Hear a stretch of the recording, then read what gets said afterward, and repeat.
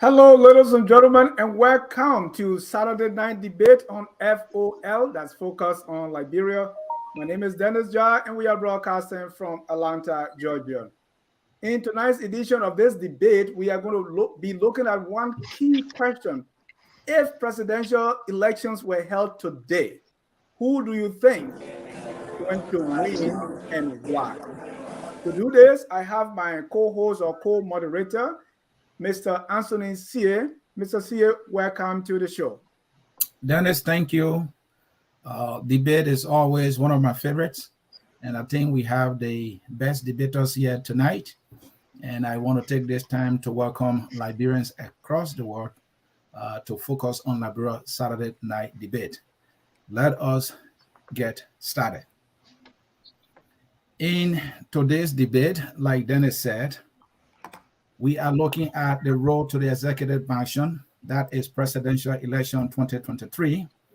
We are asking the question, Bwaka, Wia, Cummins, and Gonglo, if elections were held today, who do you think will win? We have a representative of Team Gonglo. One more aspiring. Benjamin Kofa-Fanien, don't miss that. And Benjamin Kofa-Fanien, the unquestionable independent candidate, Liberia's most respected independent candidate who respects time so well. Ben, I'm so sorry. And then thanks for pointing out that to me. We will be looking at the elements of electability in this particular debate. The core question that we are asking that the debaters will be debating tonight is, what are the things that will prepare your candidate to victory in 2023? So the elements of the debate will be looking at track record, credibility, and accomplishment. We'll have a question there. Number two, we'll be looking at what concrete plans the candidate will present to the voters for them to be voted. And on our plans, we'll talk about the economy, we'll talk about security sector reform, we're talking about correction and graft, healthcare, food and agriculture because of time, and then the numbers that get you to the executive mansion. The debaters will be telling us where will the numbers be coming from, and we'll be looking at the geographic as well as the demographic. We'll be looking at strongholds, we'll be looking at bases, we'll be looking at district, and the trends of voting when it comes to each of the candidates.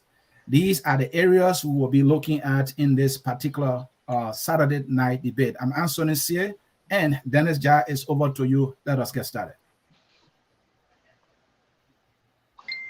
Dennis, you're muted. Thank you, Mr. Sie. Introducing first, representing the CPP ANC, we have Mr. Jonathan C. Tayo Dolake. Mr. Dolake, welcome to Focus on Liberia Saturday Night Debate. And thank you so very kindly, Mr. Sie, Mr. Jai, Mr. Sie, and all of the other panelists to this unique forum. Thank you so very kindly again. Thank you. I want to welcome, representing Team Gonglo from the LPP, we have veteran journalist, they call him Gibson Jeru. He's the chair of the Gonglo Strategic Media Committee. Mr. Jeru, welcome to the show. Thank you very much, and I really appreciate your invitation, and I intend to participate in an honest manner. Thank you. Also, want to welcome, representing Team Bwakai JNB, is Aliyu Valley Samba Kamara. Aliyu, welcome to Focus on Liberia. Thank you for having me, Dennis Jar, Anthony Sie, and the entire Focus on Liberia team. I want to first of all say I'm honored to be here. And I'm always inspired just by listening and watching you guys for your, level playing field. You do the best you can to respect and recognize each and everyone, regardless of whatever status they have. And for that, you are true patriots. And I'm glad to be on here tonight. Thank you very much. Thank you, Aliyu. Welcoming from the ruling party is Mr. Prince Sharif. They call him Barian. He's the host of Honor the Palava Hut. Prince, welcome to the show. Thank you. Thank you, sir. I want to use this time to say a big thanks to the Focus on Liberia family for giving us the opportunity. I also want to say a good afternoon, good evening, and good morning to my fellow colleagues that are here for us to discuss this issue. Depending on your time, I want to say in the common Liberian way, your hello. And to our audience, I also want to use this time to say, my people, it's a privilege for us to have all of you here. I want to say you are welcome. And to the President of the Republic of Liberia, His Excellency President Dr. George Weah, who is celebrating his 56th birth anniversary, 57th birth anniversary. We want to say welcome, Mr. President, because I know very well that the President would definitely be listening. You know, he's a president who listens to every Liberian. And opportunity like this, he's always keen to hear what his people are saying or what are the issues. So I want to say welcome, Mr. President, and happy birthday to you. Thank you. Thank you. We also want to welcome the only presidential aspirant who's on the panel tonight, Mr. Benjamin Kofa Fanien, born and raised in West Point, Liberia. Ben, welcome to the show. Thank you, my dear brother. I want to say hello to everybody hearing the sound of my voice, every Liberian everywhere. I'm always happy to be here. I'm very interested in discussing anything and everything Liberian. So I look forward to a very vibrant and informative dialogue. I want to say thank you for inviting me, and I'm happy to be here. Thank you very much. Thank you. Now, with the panelists, we also have our judges. Welcoming first from the city of Atlanta is Robert Glegman Gagwa Jr. He's the unquestionable independent. The independent-minded Robert Gagwa, welcome to the show. Thank you, Dennis, for having me. And I apologize. I'm not home right now, and on my way out to go to an event. But look, I look forward to the discussion. As a judge, an independent-minded Liberian, I will be looking to the facts of the issues, the substance, of course, of the issues, and some nuances. I think the election next year is very critical to our country and the path that we want to move to 6 years or maybe 12 years from now. So it's important that as you guys discuss the issues and tell your candidates, it's important that speak facts and only the facts. Thank you. Thank you. Last and definitely not the least, I call her the meticulous Telvina Cole, who is also one of our judges tonight. Telvina, welcome to Focus on Liberia. We are glad to have you. Good evening, Dennis. Good evening, Anthony and the rest of the panelists. I'm so honored to be on here. I love watching Focus on Liberia. Of course, you guys know you're one of my best out here. So I'm curious to hear what the guys have to say. To me, I think it's the time for them to sell. It's all about sales pitching, but also doing it with facts, doing it with have enough data to support what they're saying, but above all, just being civil, even in your disagreement. So I'm looking forward to a very professional and cordial show tonight. Thank you so much. We want to welcome our viewers from across the globe. Of course, this is Focus on Liberia, and we are broadcasting from Atlanta, Georgia. The rules of the debate is we're going to ask the first question, and we are expecting our panelists to be very brief and succinct. At this time, we're going to take leave of our judges. They're going to be watching from the background, and they will be coming back at the end of the show to do the analysis and tell us who won the debate. So before I turn it to Ansoni, the first question we're going to be asking is just a summary for less than 2 minutes. Is if elections were held tonight, who do you think is going to win and why? That's the first question that you all want to answer as a way of introducing the show. And I will switch it over to Ansoni to do the rest of the show so that we can go point by point as to why. With a coin toss, the first question here, if elections were held today, who do you think going to win and why? Our first person will be from the CDC, Mr. Prince Sharif. We want to welcome all our viewers. Viewers, we want you to follow, join the show, make your comments. If elections were held today, put your comments, who you think going to win and why. Let's be as brief. The first is Mr. Prince panel Sharif to tell us in less than 2 minutes. Prince, it's all yours. Thank you very much. The President of the Republic of Liberia, His Excellency President Dr. George Manuel Weah, will do everything to make sure that Liberians and Liberia is put up there. The level that we've never been before is where we are reaching. As I speak to you, fellow Liberians, I'm going to just name you a few things for which the Liberian people will look at and give President Weah a resounding second term mandate.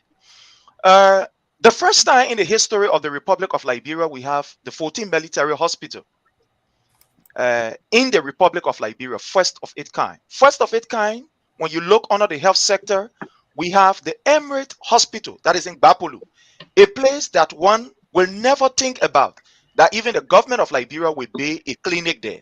Today, we have it there, a newly constructed a hospital down there. Now, when you look at the Bourgeois Island, that is very, very key and very specific in terms of population and so many things. We have the new Redemption Hospital that is currently under construction as I speak to you, just in the health sector. The president has also tried, or this government have also tried to increase doctors that we have in the Republic of Liberia. As you may be aware, under the government of Madam Ellen Johnson Sirleaf, most of the doctors we had, came from OSA through the United Nations mission in Liberia. So when they pull up, it's almost like 1,000 Liberian to one doctor. But you see that this president has sent almost about 35 medical doctors in, with specialty out of Liberia to go and learn so that they can come back and be able to, help the society. Within the next 1 or 2 years, most of them will be coming back. And that is another boost to the health sector. As we speak to you, we all know what is going on at the BTC. In fact, there is a medical center that is also built within the barracks, in the BTC barracks, with the exception of the 14th military hospital, trying to upgrade the facility there. Now, when you look at the issue of education, for which the Liberian people will also vote this president for, the first time in the history of Liberia, under these strange circumstances, this government has been able to provide free education for... Prince, thank you. Yes, sir. You have gone to over 2 minutes. We want to stay. This is just the summary. So the question we are asking here, we want you to please, the rest of you, go straight to the point. If elections were held tonight, who is going to win and why? So use that time in less than 2 minutes to answer the question. The next person to answer this question is Mr. Aliyu Valley Samba Kamara. Mr. Aliyu, if elections were held today, who is going to win and why? Let me just say, I do admire, genuinely admire Mr. Robert's names. I'm not talking about the Robert part, but the second two names, I really love those two names. I really, when he gets on here, I really would like for him to interpret that. And that includes Ben, also his two names, the middle and last name. I really want to know. They're very beautiful. These are the kind of names that I want to see around this discourse, actually, and not to be prejudiced. If election was held today, who would win? Obviously, Joseph Boakai. And why do I think so? The first reason why I feel that way is because I support him, of course. That's why I feel he will win. But more importantly, Joseph Boakai would win because as someone who is a pragmatic realist, you will realize that Joseph Boakai has the numbers, and people don't like to hear that, but that is a fact.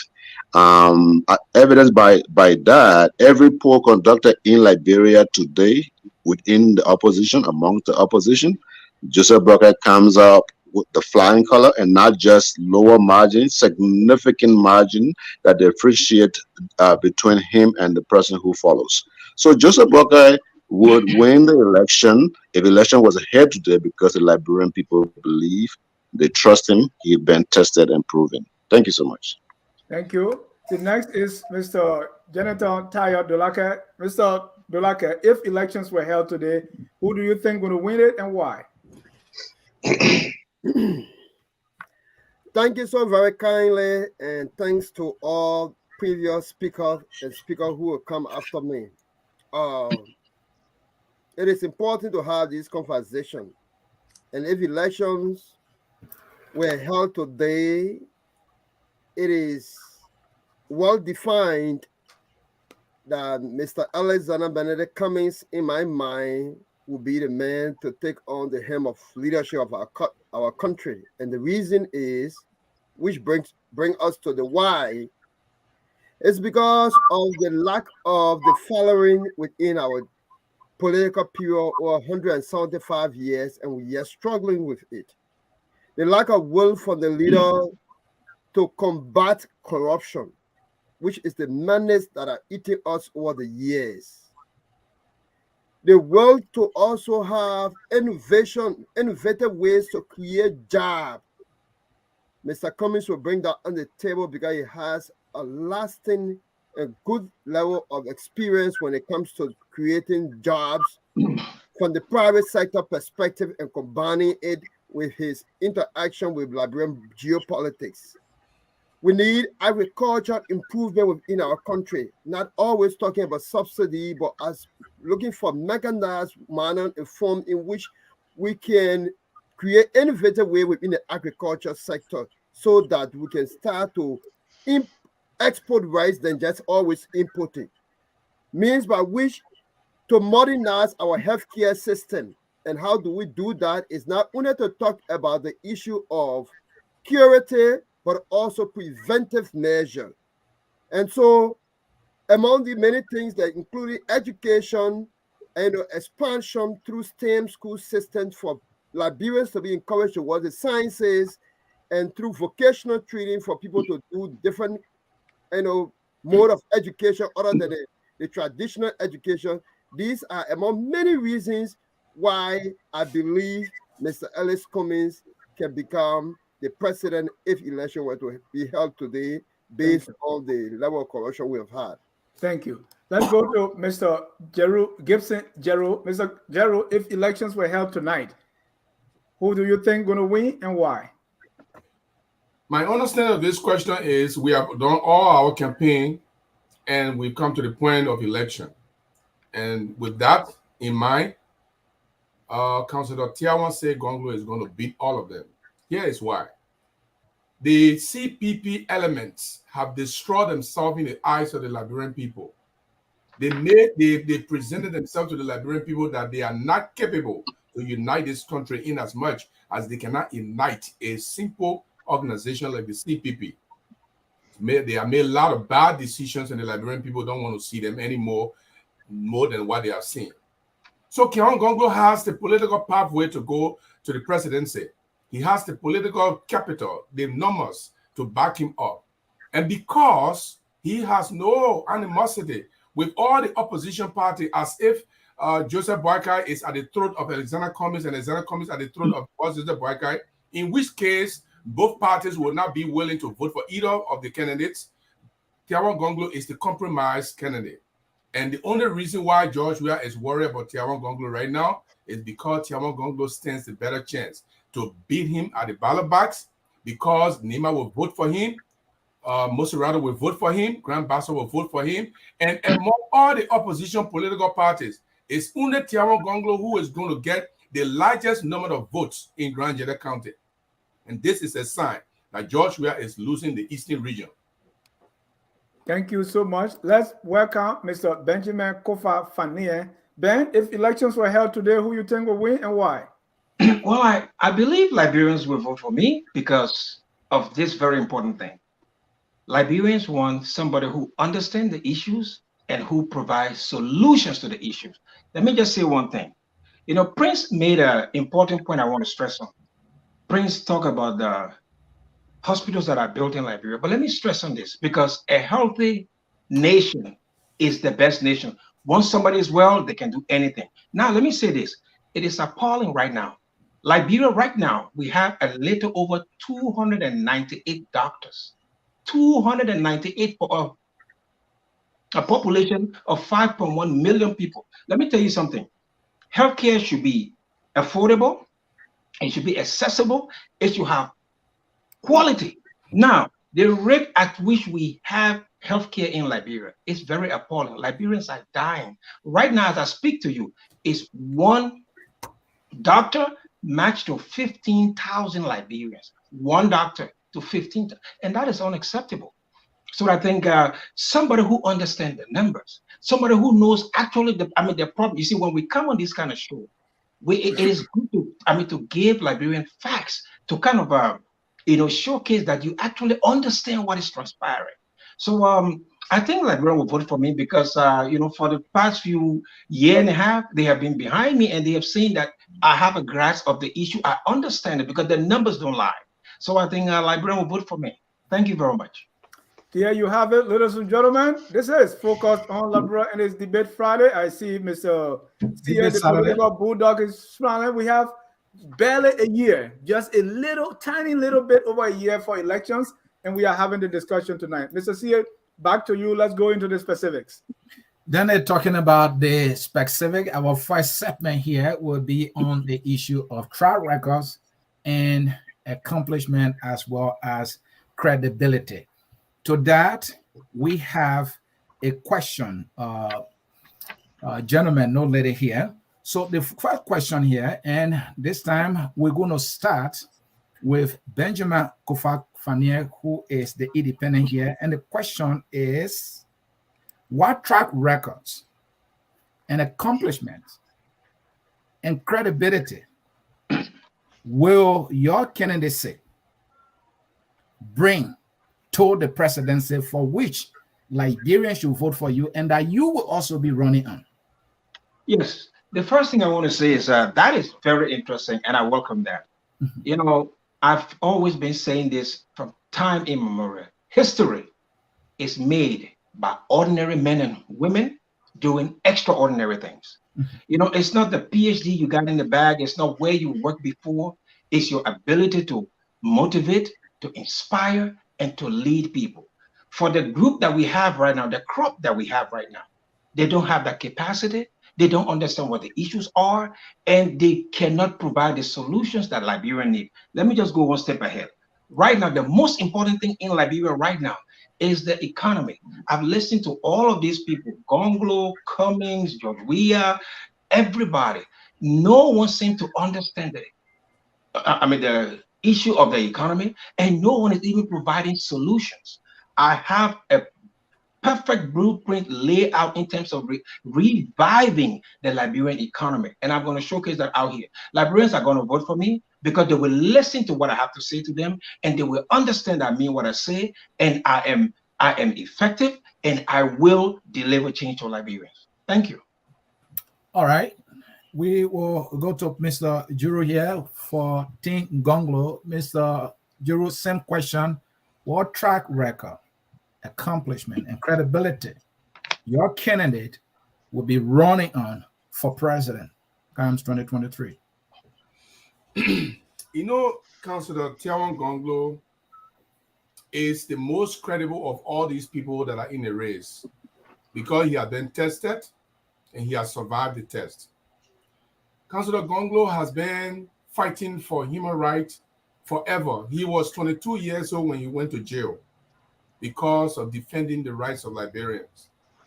Not only that he was in the student vanguard, not only that he was one of the major voices of student liberation or student advocacy during his time in the 22 years when he was 22, but he also, when he became a lawyer, he devoted his professional life to rescuing people in the opposition, people in government.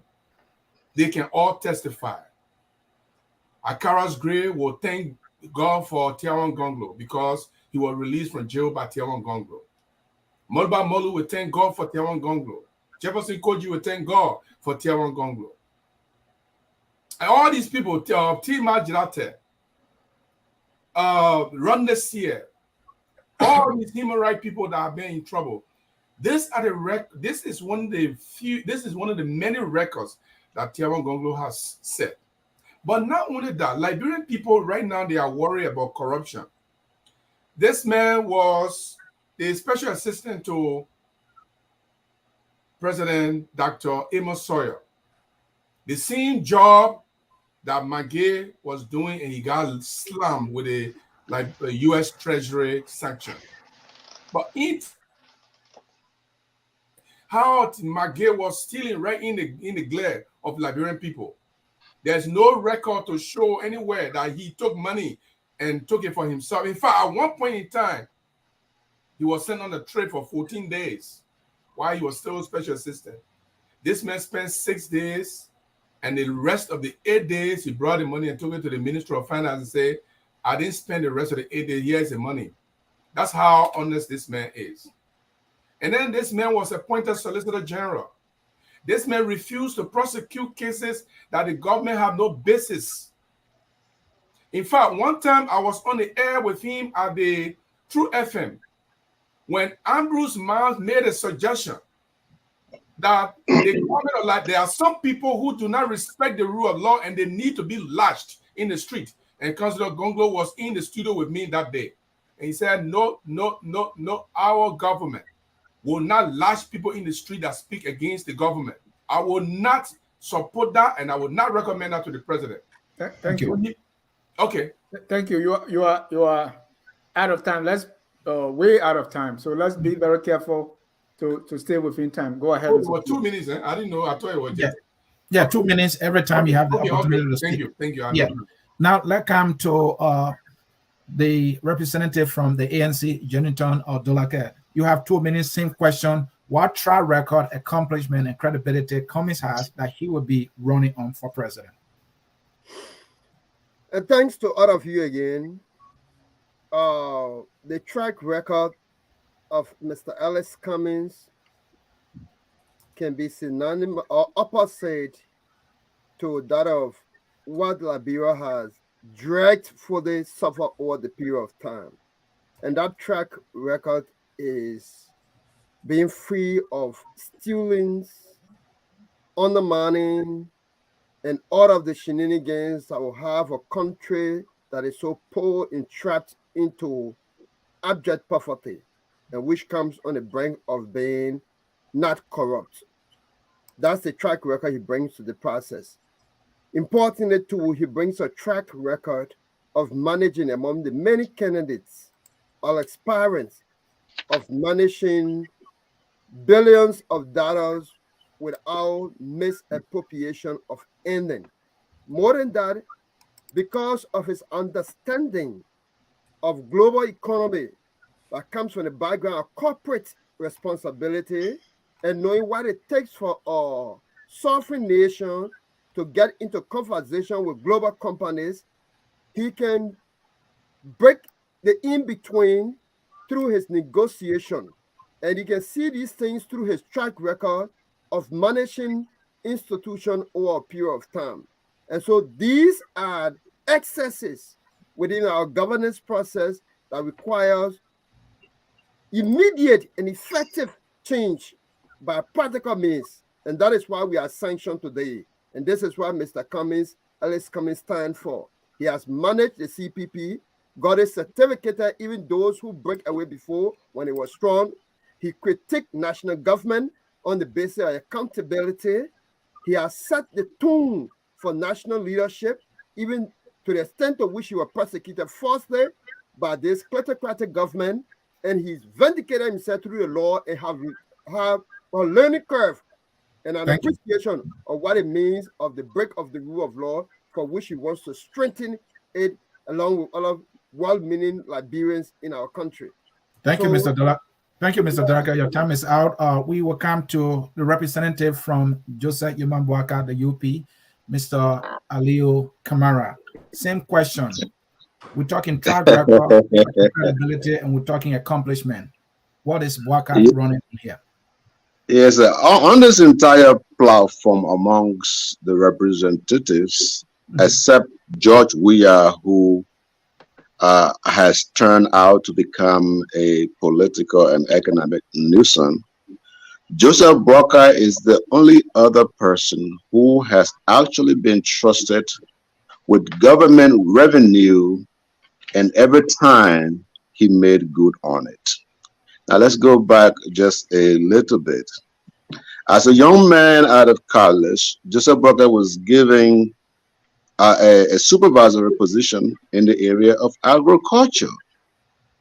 Because of the work he did, he was promoted to the head of that department. That was when you heard the phrase Liberia's bread basket. Joseph Brackett made Lofa County the bread basket of Liberia. And he realized he needed to go beyond that. He began to spread.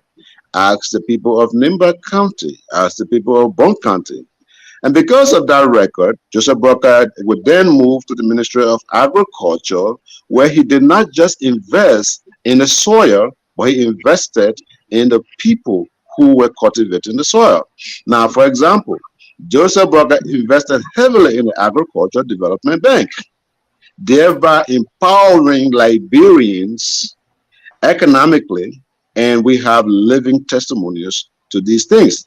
Besides, the others will only tell you, we will do this, we will do that, we know this, we know that. I am speaking to you of an individual who has actually done it. On this platform, Joseph Brackett is the only candidate going into 2023 whose credibility is not gambled, whose credibility is not read. I mean, in terms of his experience, and I respect, we respect that one. In terms of his experience, his exposure, and everywhere he has worked, he's the only person on this panel who is going into 2023 with his head up high.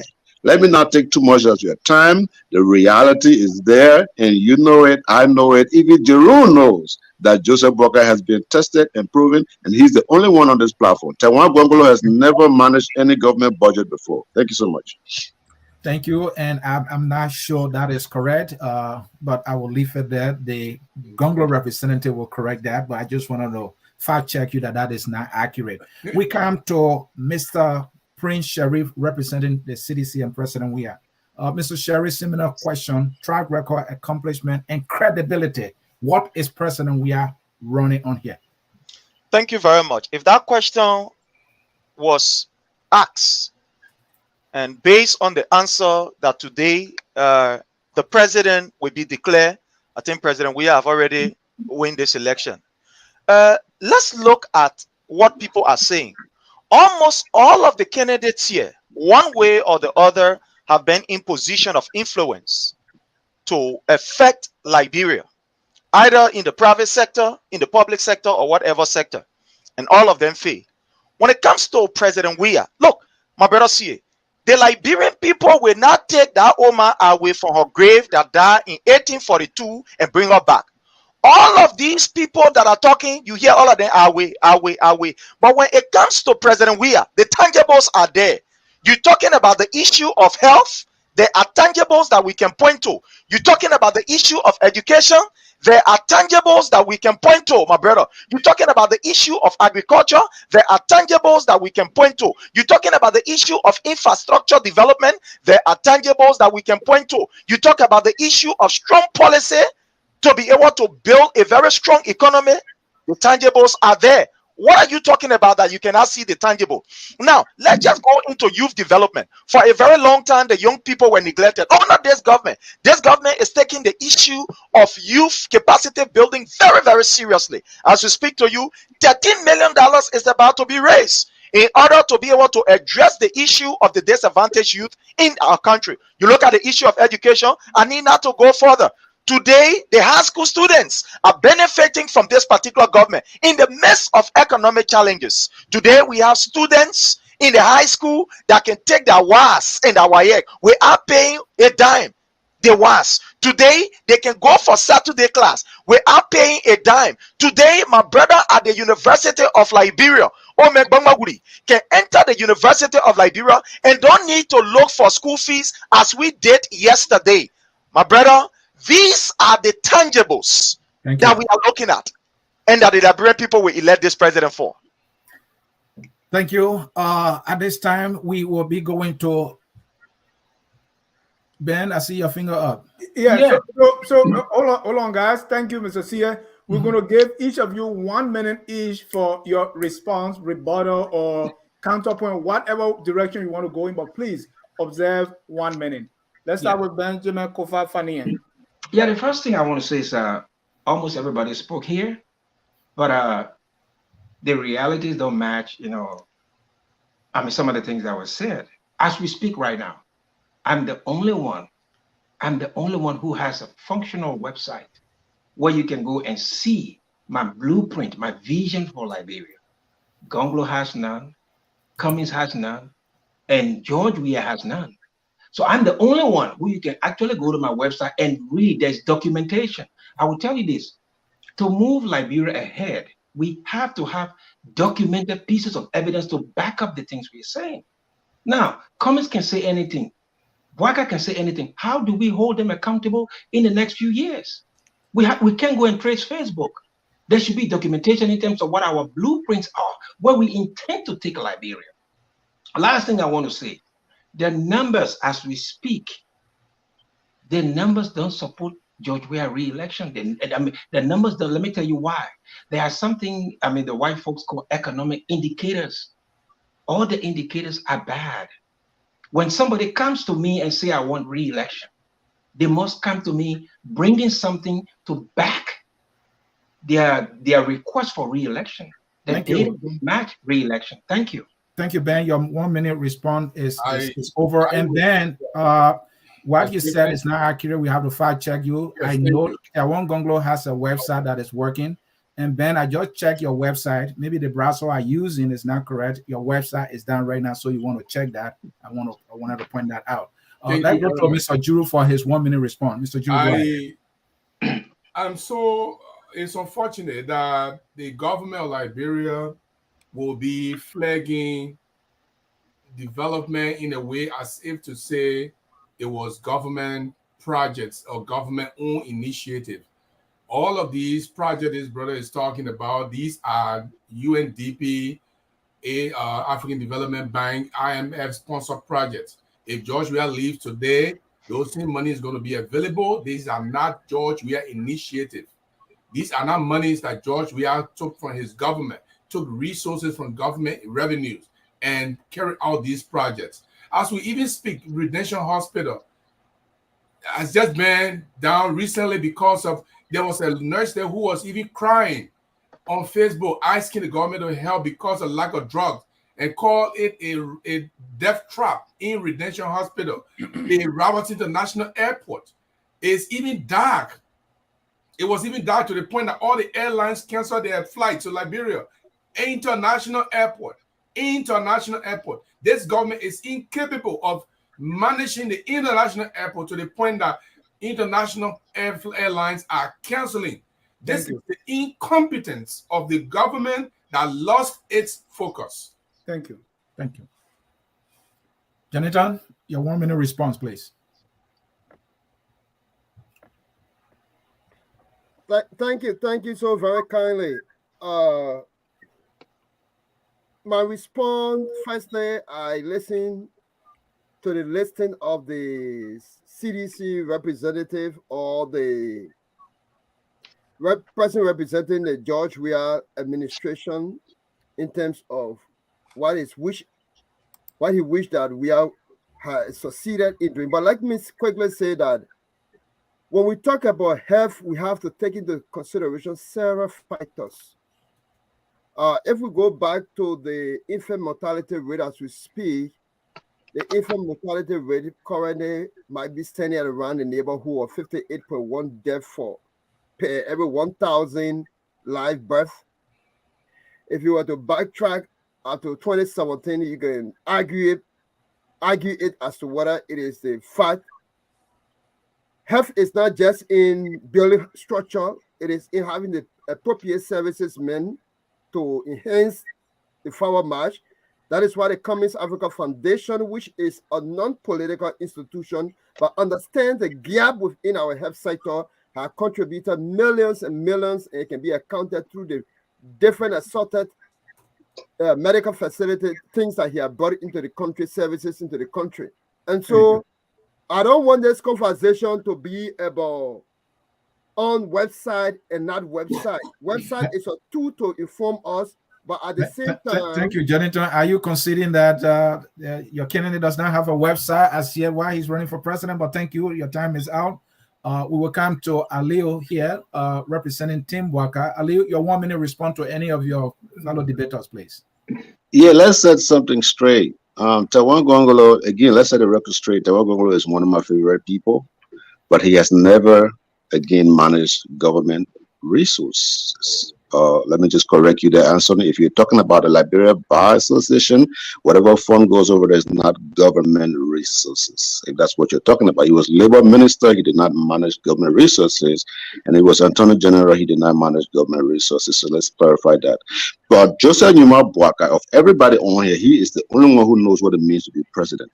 Okay, he is the only one who have actually played the role of a president. He's the only one who has come close to being the president. He's the only one who has been head of the Senate. Of everything that we do on here, you know, I know, let's be honest with ourselves. Joseph Boakai is the right person. Thank you so much.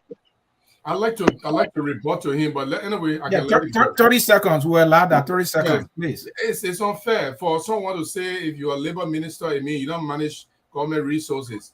If somebody he believed that Joseph Boakai, what was his budget from the government? No back and forth, Aliu. Give him time to respond. Aliu, if you said that Joseph Boakai was managed government resources because he was a agriculture minister or worked in the agriculture sector. LPMC managing director. LPMC managing director, he managed government resources. But a minister of labor does not manage government resources. That logic doesn't hold. These are all managerial positions. So that analysis doesn't hold at all. All right. Thank you. Gentlemen, that will do it for the responses. We'll be going to Prince. Yeah. Okay. Yeah. See, you forgot about me. Anyway, we listening to all of the candidates that want to be, and it is clear that they've start to point out their faults. Like I said earlier, all of these people have served in position of trust. Their records are there. Ambassador Joseph Nyuma Boakai has squandered the people opportunity. Honorable Tawan Gongolo has nothing to give. Honor his period as labor minister. We all know what happened at Firestone and other areas where our people, were seriously, let's say, overlooked. But when it comes to President Weah, the tangibles are there. When you look at the issue of road connectivity, no one needs to tell you. First time in the history of Liberia. Today, look at the Ganta to Yekepa Road. That is something that will provide employment for the people. And we have started to see the tangible as I speak to you. Let's look at what is happening now in Grand Cape County, my own county, as it relates to building of roads in Grand Cape County. The work have started. As I speak to you, I can send you the video tonight. Let's look at Bapolu, what is happening in Bapolu with the Emery Hospital. Let's look at what is happening in Grand Jide with the hospital that is being built currently. So these are all things that our people will look at. Thank you. Thank you. At this time, 20 seconds, please. We can't leave this place with misinformation. That's a problem. Hold on, you're gonna use that in the next segment. Okay, so, let's go ahead. We have a lot to cover. Go ahead. We have a lot to cover, and so, gentlemen, let us make progress. In the second segment here, we are talking about plans, and concerning that, the core question here for this segment is: what concrete plans will your candidate present to the Liberian voter? So we'll start with the economy here, gentlemen, and in this segment, we will allow Aliu Kamara from the Boakai team to go first. On the economy, we are asking this question. What will your candidate, how will your candidate revitalize Liberia economically? Again, how will your candidate revitalize Liberia economically? How you want to emphasize this thing? I heard it the first time. No, listen. Honorable Boakai has said Liberia's problem is not academic.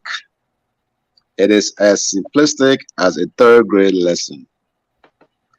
Liberia, Joseph Boakai has always mentioned that his focus is in 4 areas. Agriculture being one of the paramounts. Any country that can feed itself is bound to be successful. He's also talked about sanitation. Oh no, I'm good. You know, all of these are part of the economy. But if you want me to just stick with the economy, then I will stick with agriculture. Joseph Burger has also mentioned, in many regards, that he will work on improving the human capacity of Liberia, in which way they will be able to, in return, contribute to the economy. Joseph Burger has talked about opening the Freeport of Monrovia, but the Freeport of Authority in different sections of the country. For example, Joseph Burger believes that the national government should be able to run the Freeport of Monrovia adequately, given that it is the gateway to our economy, making leverage and other duties free and very low on so many things, including building materials, clothes, everything you can think about. Another thing he also want to do, he want to encourage the Made in Liberia program a success. Joseph Burger intends to put a ban on furniture. For example, you cannot import furniture in Liberia. So if you cannot import furniture in Liberia, consumers are forced to buy furniture that are produced in Liberia, thereby improving our people income. So there are many ways that Joseph Burger wants to do this, including empowering the private sector, making investment in Liberia more accessible and more secure. But there's more. We can spend a whole hour discussing it because there's a lot that Joseph Burger can do. Thank you. And then thank you. Hold on, Mr. Steer. Just to admonish you, panelists, we are talking about concrete plans here, right? Your candidate have been running for some time now. Tell us exactly what are the plans your candidate have to revitalize our economy. For instance, if prices are high, what will your candidate do to bring them down? If GDP is this way, what would he do to do that? X, Y, Z. So give us something with meat, because our judges are looking for this. Back to you, Mr. But I just told you, Dennis. I told you that the Freeport of Monrovia. 1 minute. No. 1 minute, Anthony. Yeah, 10 seconds. 10 seconds. 10 seconds. To help you, Aliu. This is to help you. I'm also saying you want to name the plan of your candidate at this time. If anybody is serious running for president, your plan should have a name. You guys are joking with like, Anthony, what is the name of your candidate's plan? Anthony, unfortunately for you, things are done differently from the way you might see it. But let me just tell you this: when I say that Joe Boakai will also focus on the Freeport of Liberia, that means to tell you that is one of his measures, his simple measure of bringing down prices. For example, supply and demand. If you have MPN alone in Liberia, determining how much Liberian business can pay on the goods and stuff that they import into the country, of course, costs will be high, because then there's the issue of demand. But if everybody is bringing things into the country and the Freeport is open to everyone, of course, prices will go down. Thank you. Thank you. All right, let us get to Mr. Juroya quickly, and I will really love for you to tell us the plan of your candidate's plan name, so that Liberians should know. Oh, for example, Gonglo, this is a plan, this is the name of the plan. That is important. But let's get to Mr. Juroya quickly. Okay, thank you very much. And I was going to do just that. First of all, beside the manifesto, the political manifesto, which happens to be the Bible of the candidate, we have reduced the manifesto into a 10-point Better Liberia agenda. A 10-point Better Liberia agenda. And this 10-point Better Liberia agenda are expected to kick off in the first 100 days of Councillor Gonglo. And this is why he is very serious about this. In our plan, we have security, we have agriculture, we got reconciliatory actions. But on the issue of economy, we have spread that into two different points to be able to give it a more comprehensive approach. The first thing is to make sure that government resources are protected. And in the first 100 days, the councillor will commission a committee to look into all the audit reports. This is intended to fight corruption, to put fear in the spine of people who will misuse government resources. Not only that, we have a business, we call soft loan business support. This soft loan business support is intended to galvanize Liberian business entrepreneurs Right now, we heard the other day on President Weah's UN statement that he has supported female entrepreneurs. I mean, very bizarre that I'm even hearing that female entrepreneurs are booming in Liberia.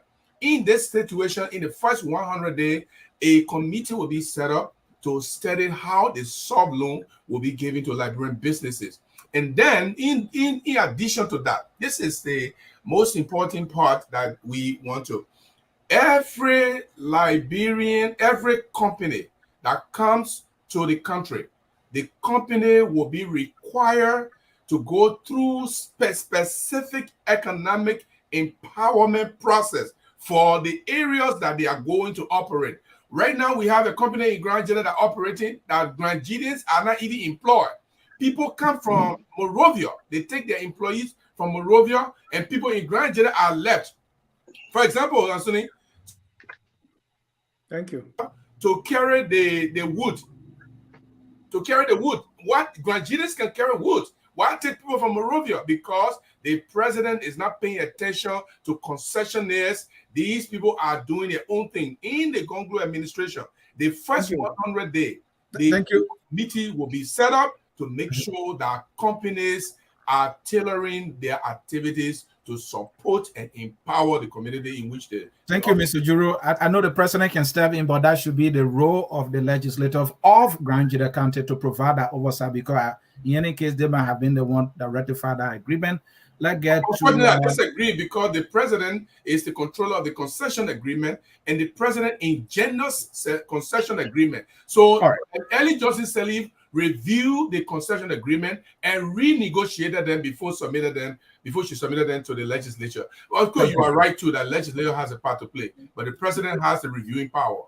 All right, thank you. Let's come to you, Mr. Sherry. The question we are asking here is, how will your candidate revitalize the Liberian economy so that it can be vibrant for Liberia and Liberians? Thank you. That process have already started. And let me say this. We will not take people who cannot even tell the Liberian people of their own campaign budget. They cannot explain their campaign budget to the Liberian people. We can't take these people serious. Because if you say you want to, you must tell the people what you are doing. That's the first thing. All of these people, none of them have ever told the Liberian people that want to be, of their budget, how much they will use for campaign. So we are not talking about that. But when it comes to this government, has your candidate told the Liberian people his budget? When it comes, that's not an issue. When it comes to this, when it comes to this, we are not in opposition. Thank you.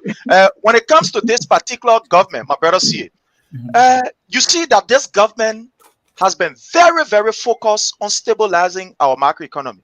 The first time in the history of the Republic of Liberia, under this circumstance, for us to have the rate of inflation in 1 digit.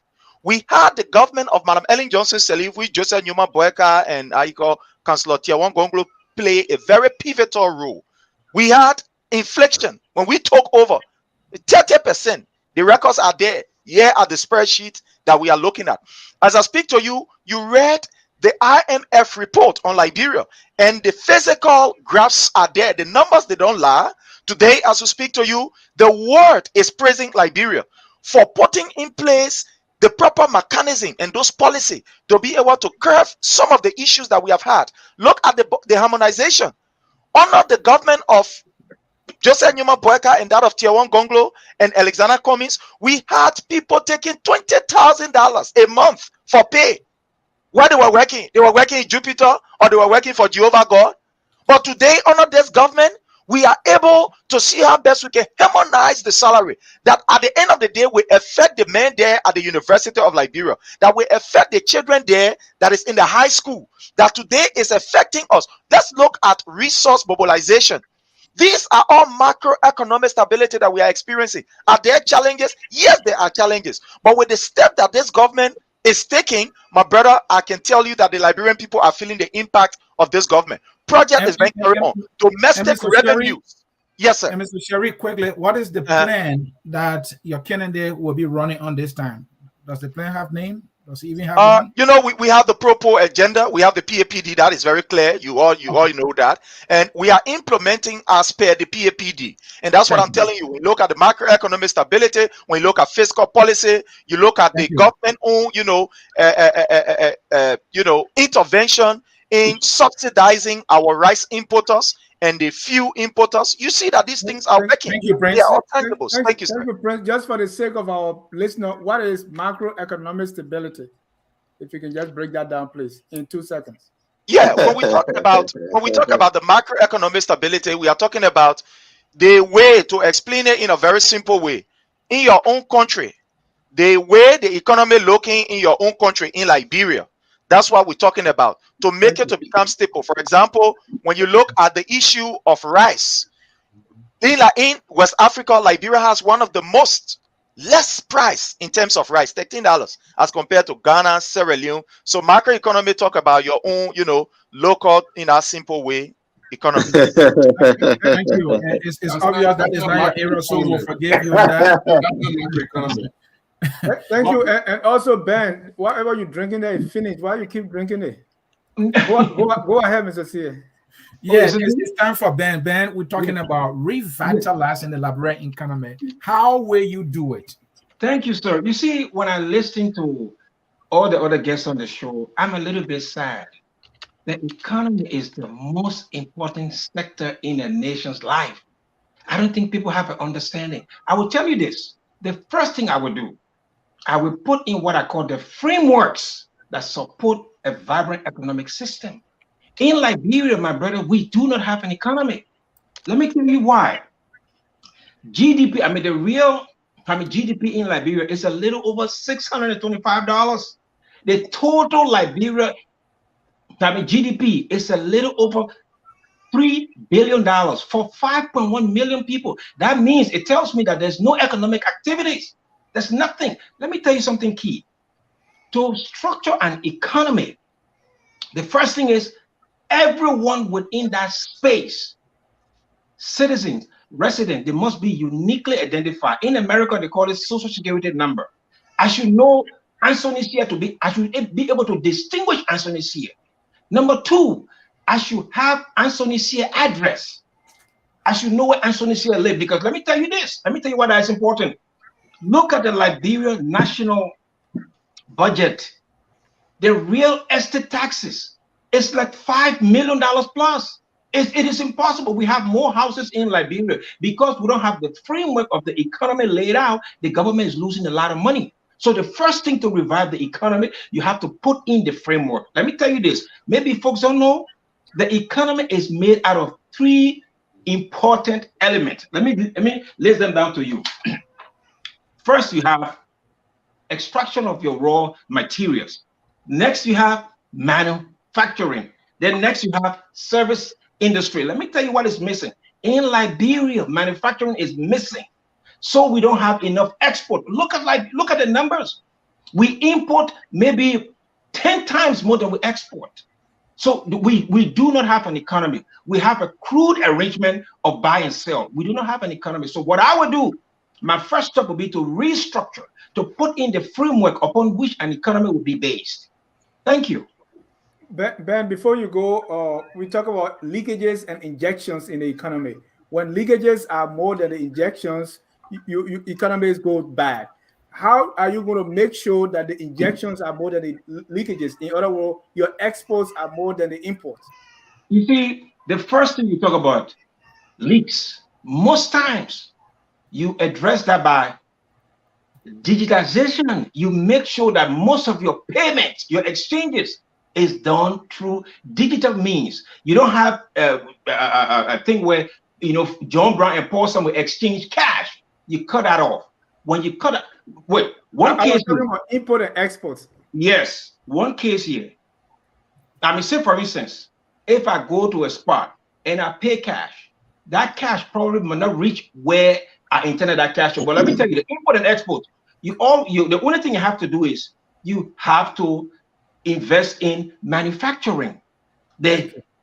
Hold on, sir. The state has to make sure that it creates an enabling environment that will support manufacturing. You can do that by waiving taxes. You can make it more attractive. But my main thing would be to make sure that the economic life of Liberia is based around Liberians. I will not look at investors. I will look at increasing the capacity of Liberians. Thank you. Thank you. All right, we will come to Jonathan. You are supporting Mr. Cummings, and you are representing him here in this debate. Does he have a plan? If so, what is the name of that plan? And tell us, when it comes to the economy, how will he revitalize Liberian economy? So Mr. Cummings has a vision for Liberia. Over a period of time, the vision has been worked on, and appropriately, it will be communicated to the rest of the world like he did during 2017 elections, where he presented a vision plan to the rest of the world in a public forum. But I know that he has a plan, and we've been working on that plan, well communicated. That plan comes in a 7 bullet points. But very important question you asked tonight is how to revitalize the Liberia economy. We can talk all the bread and butter issue about Liberia, a poor nation. 175 years, first Black independent nation in West Africa, lacking nearly all of the basic essentials. The only thing that serves as a sore point and the springboard to building of revitalized economy of Liberia is on the basis of creating trust and weeding out corruption by using the rule of law.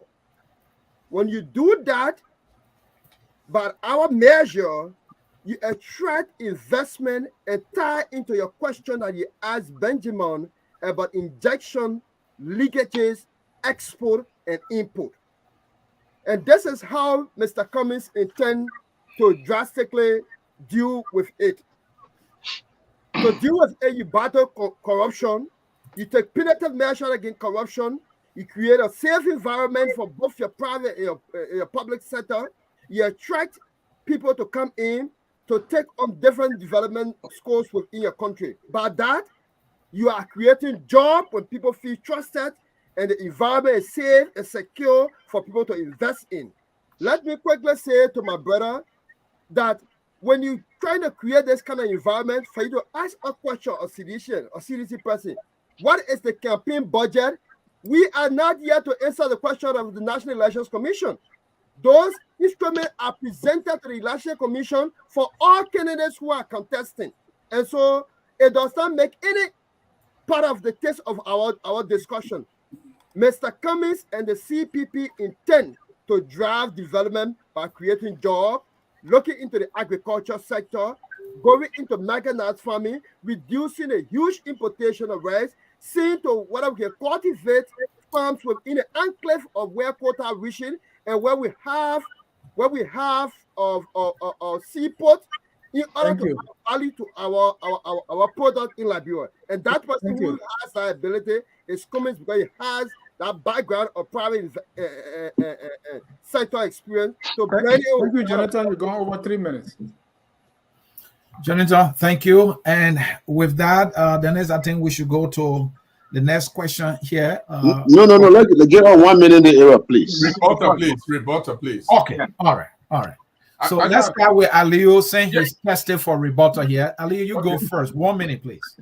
Listen, first of all, Ben just agreed with me, but he made it long for himself. When I talk about made in Liberia, is the same as manufacturing, number one. And number two, everybody here will. Ben will.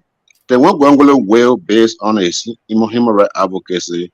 George Weah has failed, period. He will fail. He always failed. Alexander Cummings will, because he worked for Coca-Cola. The only person here who hires in terms of the economy is Joseph Numa Boakai. Under Joseph Numa Boakai, in the history of Liberia, the only person who exported rice made in Liberia, produced in Liberia, under Joseph Numa Boakai. Under Joseph Numa Boakai, the only person in Liberia history where farmers got rich from selling their own crops under Joseph Yuma Brocker. So when you talk about who can actually revitalize the economy here, we better choose the one who has done it before. Thank you. Aliyu, quickly, are you running away from Mr. Brockers' record as vice president? You never mentioned it. But we talk about economy. We're going step by step, right? Okay. Thank you. Yes, Back to you, Mr. C. Yes. Yeah. Then you go ahead. You have 1 minute to respond. Yeah, you see, it is obvious that a lot of the folks that spoke, I think they don't understand how how a national economy works, and obviously they have no plan. Right now, if you look at Liberia, we have no economy. Look at the inflation in Liberia. It's a single digit. That is impossible. The great United States, with all the economic brains, they are fighting with inflation. England, they are fighting with inflation. Liberians are not so smart that they can.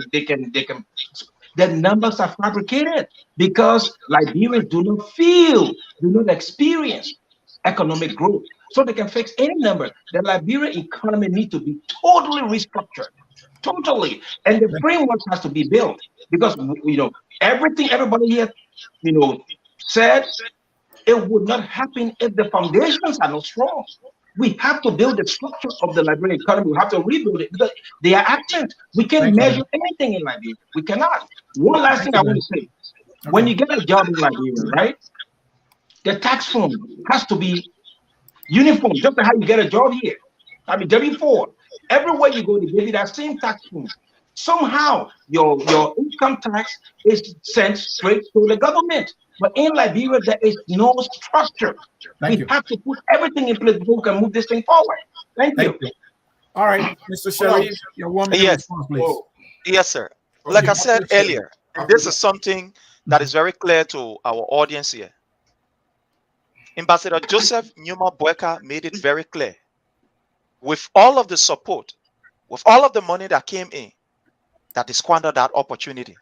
I mean, under his eyes, his watchful eyes, 16 billion, he said it. Now, how can we trust this man at this time? At the time he was young, vibrant, able, and had all of the ideas to make things work, he squandered the opportunity. Now that he's very fragile, that you want us to trust him. But when it comes to this government, my brother, let's look at road.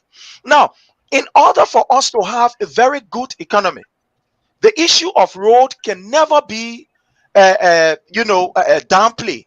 Let's look at road connectivity. Today we are talking about rice, artificial shortage of rice. You think if we had road from Monrovia all the way to Bokonjiri, you think our people need to cry for rice? Our people will go down there and take rice from there within less than no hour and bring it back. You know what happened under the regime of the late President Samuel Kayon Do when lofa was pronounced as the bread basket. Thank you. As we speak, if only you can have the road that which this president is doing, all of these things that we're talking about, when Liberian men tell you about development, it means stomach empty. Chris, thank you. Your 1 minute is over. Why are you always mentioning Bokonjire? Were you there, Deacon Go? I wasn't. I had an assignment in Bokonjire. Yeah, I was assigned in Bokonjire for some time. I see. And I like that area. Thank you. I have good friends there. Mr. Jerome. First of all, Prince, the first issue you mentioned, it was not Tiawan Gonglo. Tiawan Gonglo resigned in the first 8 months of Ellen Johnson government. It was Kofi Woods who was president. And you know what? I reported on our case. I was a journalist. I reported more than 7 stories on our case. And I went there. So I just want to correct that. Number 2, there are 2 structures of economy in the world. The macro is macro development or economic, and micro is MRC. The micro economic talk about small business support, and the macro economy talk about big investment support. So I don't know which one you were talking about. But anyways, I just wanted to say that. Number 2, look, you're talking about road connectivity. George, we are jump over. Yeah, I was talking about the MA that has to do with, the aggregate of. The big business development. Yeah. Okay. The nation. George, you're talking about roads connectivity. George, we are jump over Nema, Grand Jede, part of Sano, and went to Grand Cru to build road. How we going to get there? How are we going to get it? The man, his development objective are twisted. You pass over all the bad roads and went behind everybody where there's no connectivity. We don't have airplane to go land there to carry goods. And then the sea roads that are hindering the eastern region, you pass over there and went beyond that just to put road in your county. That is the twisted development agenda of President George Weah. This is why we say he needs to be getting out of this place, because he doesn't know what to prioritize. He doesn't know what to prioritize. This man does not understand that the Rebuttals International Airport is important to the country. How can the president, in fact, he almost died. He was on his way back to Liberia when there were no lights. He landed on emergency. How can this man look at the Rebuttals International Airport and does not think that it is one of the income generation point of Liberia? Thank you. He allow it to crumble to the point that 5 international airlines will give up on Liberia. This is a man who does not have an agenda that is cohesive. Thank you, Mr. Gerald. Thank you. Before you go on, let's just share some numbers here from Trading Economics. They say the GDP growth rate from -3 to 4, unemployment rate from 4 to 4.1, inflation rate 6.3 to 6.4, and the numbers go on and on. Ben said these numbers are not true; they are fabricated. Just to mention that. Go back to you, Mr. C. And then is Dr. Tipote also penned an article. I've been following his writing. Every major projection made by World Bank and the IMF, none have even come close to 80% to be true. So I don't believe those numbers. And it's obvious, right? Our economy is not Tipote's view. So His view. Numbers. His view. Right. That is view. Ladies and gentlemen, it's not a view. When they made a projection, at certain time, when the time period they made a projection reaches, they can give the actual number. So it's not just his view. I've been tracking that myself. We have also been tracking it. Yes, sir. That comes to Jonathan for his 1 minute. Jonathan is here to respond, then. Yeah, go ahead, Jonathan. Yeah, so my 1 minute as a form of rebuttal to what have been said, I would like to say that we cannot have our economy revitalized in the absence of people who are capable, efficient, equipped academically to take on that leadership. And in that direction, Mr. Cummings has been very innovative, creative in way of mending gaps that the government has. For example, Dr. Joseph T. Isaac wrote Mr. Cummings, president of the AME University, 2019, to name the AME Graduate School in honor of Alexander Benedict Cummings Graduate Studies because of his tireless efforts. Today we have the STEM school. We have the Vision Impact, which is the Alexander Benedict Cummings Vocational School in Churchill. These are ways and means through a private citizen who has vision for the country can make innovative means that can see it as a demonstration of his will to fixing our economy, empowering our people through education so that they can be able to take on the helm of authority when he assumed national leadership to open up the economy that people will get jobs. Because don't forget to say they are the most expensive school in Liberia now. Don't forget to say that, please. Thank you. And it is not. It is not. I challenge you. Thank you. Is there. Thank you, gentlemen. Thank you. Thank you. And so far, you have been doing well. You are not only representing yourself in this debate, you are representing the person you support, and most so you are representing Liberia. I'm so proud of you so far. If any national is listening to this debate, they will show some respect to Liberia and let us keep it that way. And I'm proud of you. Gentlemen, we are watching Focus on Liberia, and this is our Saturday night debate. The question we are dealing with tonight is if elections or presidential elections were held today, who do you think is going to win? We have Benjamin Kofa-Fania say he's going to win. Gibson Jeru said, Piawon say Gongolo is going to win. Jonathan Dolaka say Alexander Cummings is going to win. Aliyu Valley Kamara says Joseph Newman Boaka is going to win. And Prince Sherry says President Weah is going to have a second term. This time now we just talk about the economy, but for any economy to thrive, we have to stop or fight corruption. And at the same time, we need a secure environment for investors like me to go and be safe in that environment. So this time, we're going to combine the two into one, right? Fighting corruption and a secure Liberia, where I can go to bed in Paye or Sokromo or in Glay and be safe. And I can take my investment to Bannersville and still be safe. Back to you, Mr. Sia. Let's treat the issue of corruption and also security. What is your candidate going to do? And gentlemen, 2 questions, and please pay attention and do your best to concise your answers. On security sector reform, the question is, what is your candidate's plan for security sector reform?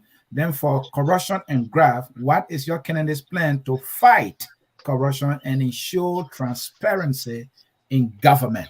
We will start with Mr. Gibson Juru from Tiawan Gonglo's end.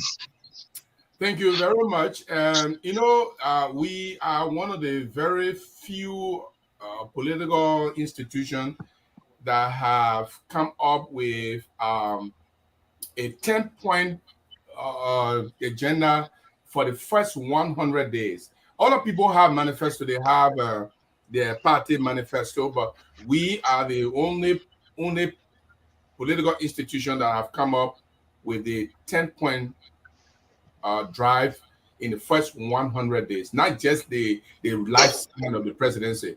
The Tiawan Gonglo, in the Tiawan Gonglo administration, we will make sure I want you to note these things down because we want you to hold us by it. In the first 100 days, Mr. Gonglo is going to fight corruption vigorously, and he's going to begin with the GAC to make sure, to assure Liberians that he himself will not be submerged into corruption. We're going to go back to the GAC. And the GAC has audits that have already indicted government officials of stealing government money. Those are the people we're going to begin with. We're going to constitute, the Gonglo is going to constitute a committee indicted by the GAC. Now, this is one of the interesting things. As the president, he's going to set an example, and he says all cabinet ministers will be audited, their lifestyle will be audited. We're not going to have a cabinet minister eating salad on TV, on Facebook. We're not going to have someone you came into government, you brought nothing, Ledara Dillon, who had only 3 cents in account, and then after two years, you have 5 gorgeous buildings, or you be like George Weah, who in 6 years, in 6 months, you were able to put down 47 10-story condominiums. I don't know where he got that money from because he was broke before he came to government. Where he got that money from, we don't know. That is not going to happen. They're going to audit your lifestyle. We're going to make sure, and this is the good part. Right. We are putting, to the security. You have one. We are putting premium on security. The first 100 days, the Councilor Gonglo has promised himself that he's going to issue an executive order for the reordering of the security system and making sure that the security does its work. Now, in Liberia today, nobody can go to bed and just sleep easily because we are having 4 auditors of government murdered in Liberia, and the president does not even know whether there's something should be done about it. We have people appearing in the streets of Monrovia. Just recently, my wife just elected me to a pregnant woman who was killed at ERW Junction. People get killed, and the government that is monitoring, that is controlling the security apparatuses is doing nothing to arrest these people. So this is why investors are afraid to come to the country. Thank you. Tiawan Gonglo government, you will come to the country and the security apparatus will be firm. Anything on asset declaration before you end quickly? Oh, yes. 10 seconds. Councilor Gonglo will be the first to declare his asset. And if Gibson Jeru will be named as a sweeper, Gibson Jeru will declare his asset. It's not just because you are a friend of Tiawan Gonglo or you are a relative or somebody. Once you enter government, he will demand that all cabinet, is part of the 10 point, all cabinet ministers, director of parastatals, managing director, you will declare your asset, and not only declaring it, you will publish it in the newspaper. Thank you. Let's come to Mr. Prince Sharif. There were some bullets that came your way, intellectual bullets, by the way. Don't misconstrue that. The fight against corruption and security sector reform. All right. Let's go to the security sector reform. Let's go to our security first of all. My brother, see the presence of all of the opposition political parties and leaders living in Liberia is a sign that yes, indeed, as it relates to our security, we are doing better. I'm not saying that we are at its best because there are challenges. Remember now, this government is taking over from a gap of 15,000 well armed, well equipped, well sophisticated international peacekeeping force. And today we have our own security. But today, anybody from anywhere can praise this government for the fact that we have a tier one gonglo living in Liberia without not being run behind. We have the former president, Madam Ellen Johnson Sirleaf. We even have Mr. Benedict Alexander Cummings, who is living in Liberia. It's a sign that indeed our security sector, we are doing well. Today, we have no prisoner, no political death under the regime of Tier 1 Gonglo and that of Joseph Nyuma Boeka. We saw this thing happening with Harry Greaves. These were people that were murdered in broad daylight that we know nothing about. But today, look at what is happening in Liberia. I am not ruling out the fact that there are not challenges. There are challenges, but we are doing exceptionally well in terms of our security. Remember this going UNG, the first time for the Liberian National Police to speak at the Security Forum at the United Nations General Assembly. This is a plus for us as Liberian, not the CDC government alone, because there are people who want to, just take themselves. 50 seconds left. It's a plus. Go to now, correction, please. Yeah, when it comes to corruption, look at the recent amendment that was made in the LACC law. My brother, this is one of the most outstanding reform that have been done. Are you talking about one that made the fight against corruption a secret? Not a secret, but then it means you have not looked at that particular document where the LACC is now giving the full authority to be able to prosecute cases. I think this is a landmark victory for us as Liberians and for us as a government. And this is why we get to know that we have a serious government, because all of these things, they have been in theory and not practical. Some of these things have been under the carpet. But to see a government that will take the bull by the horn and say, look, let's give LACC a prosecutorial power to be able to prosecute people, I think this is the most serious step. Let us give LACC boss the authority to, do his own thing. Let the civil society elect the person who will serve as LACC and not being appointed just by government because you know somebody. I think this is a serious step that this government. I want you to end on this. No, it's your scenario. Then if permit me to do this. Yeah. I saw President William Mother's grave today when citizens gathered there. And you also know we saw Mangail's mother's grave in Mussolini. So that was the president's mother's grave right there in the open among other graves. But the man he appointed built a house for his mother, had electricity. He did nothing until the American had to sanction him. Is he fighting corruption? If you look at that and you say, you ask that question, I would say nobody decides on how you use your money to be able to glorify your dead one.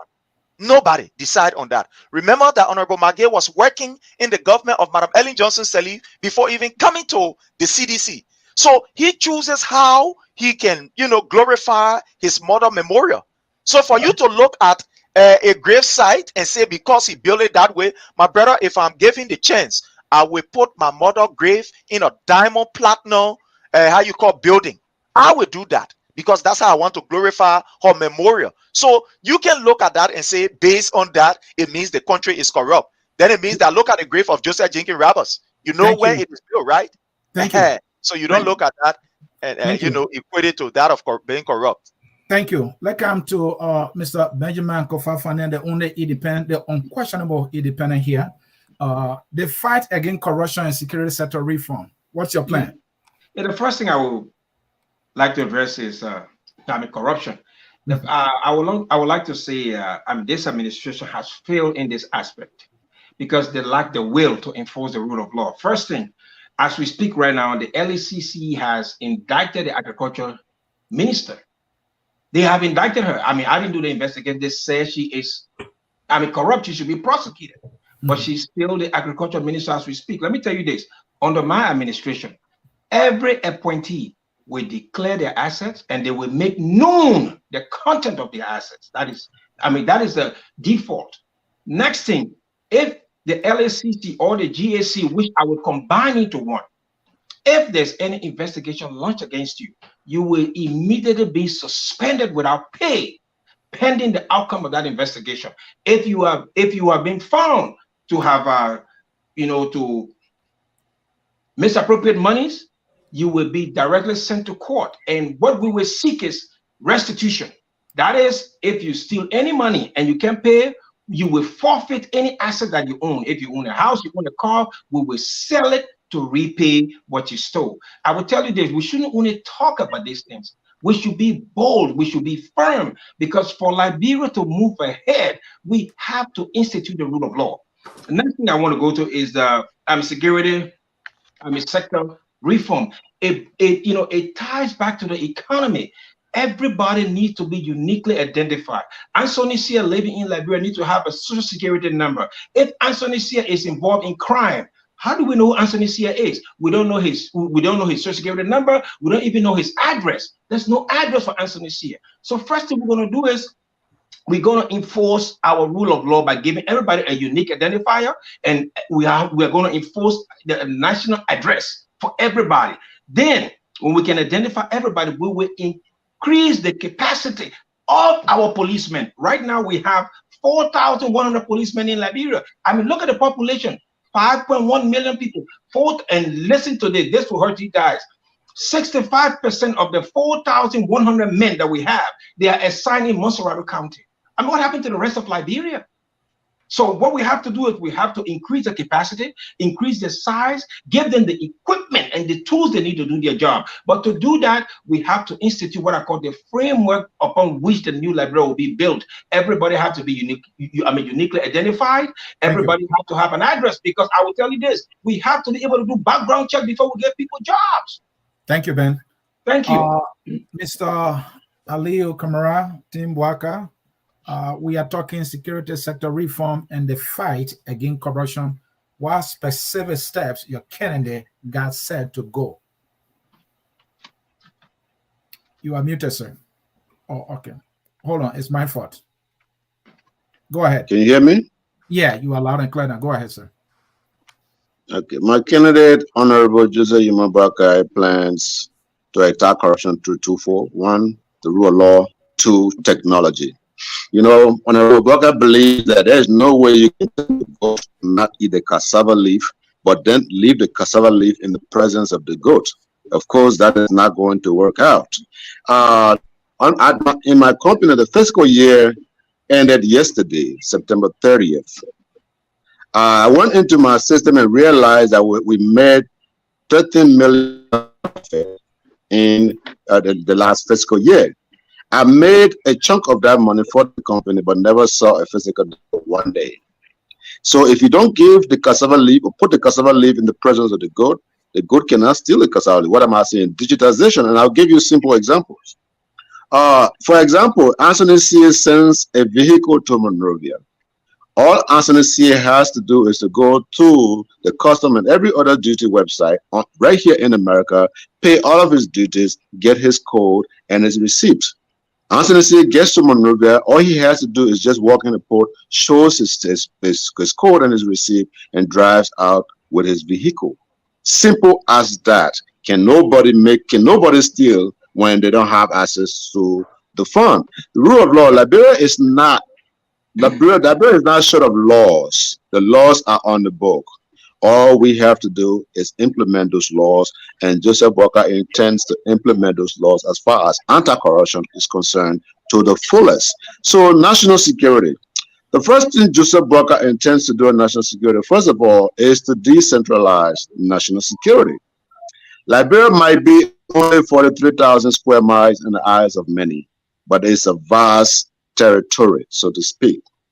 So instead of having one police commissioner for the entire country, we will have every county to have their own police commissioner that works directly under the county attorney and the superintendent of that county, with the justice minister of the republic being their boss, of course.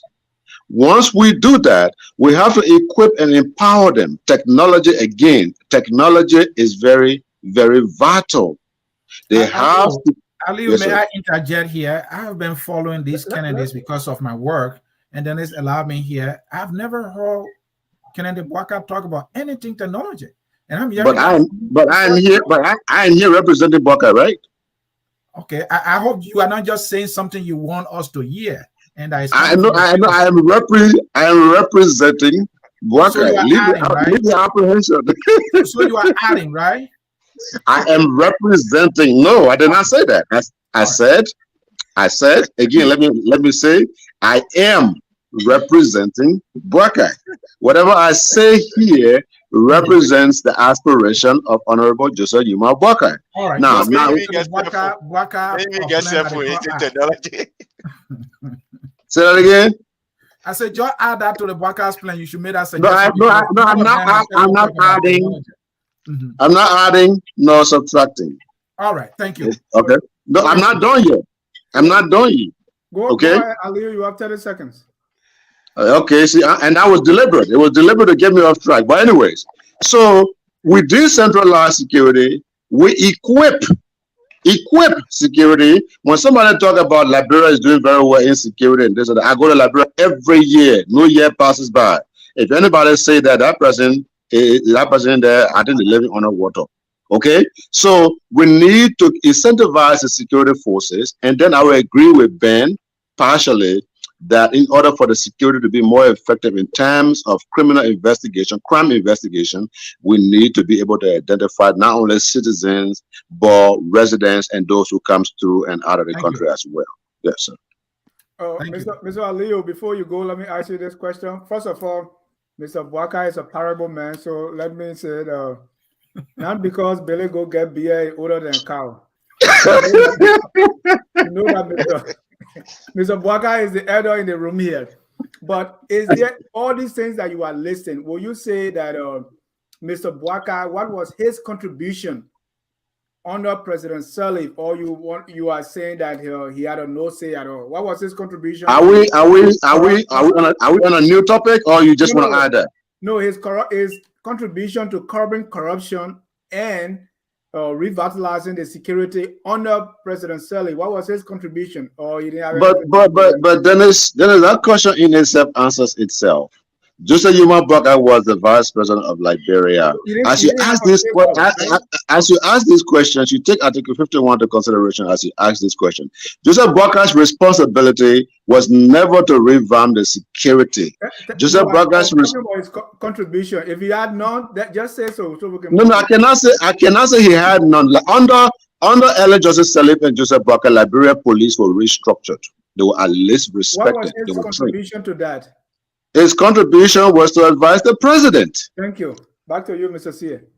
Thank you. And Mr. Juru, you are muted there. Please, if you are saying something. The next person we'll go into will be Jonathan, correct? Jonathan, we are talking about security sector reform and the fight against corruption.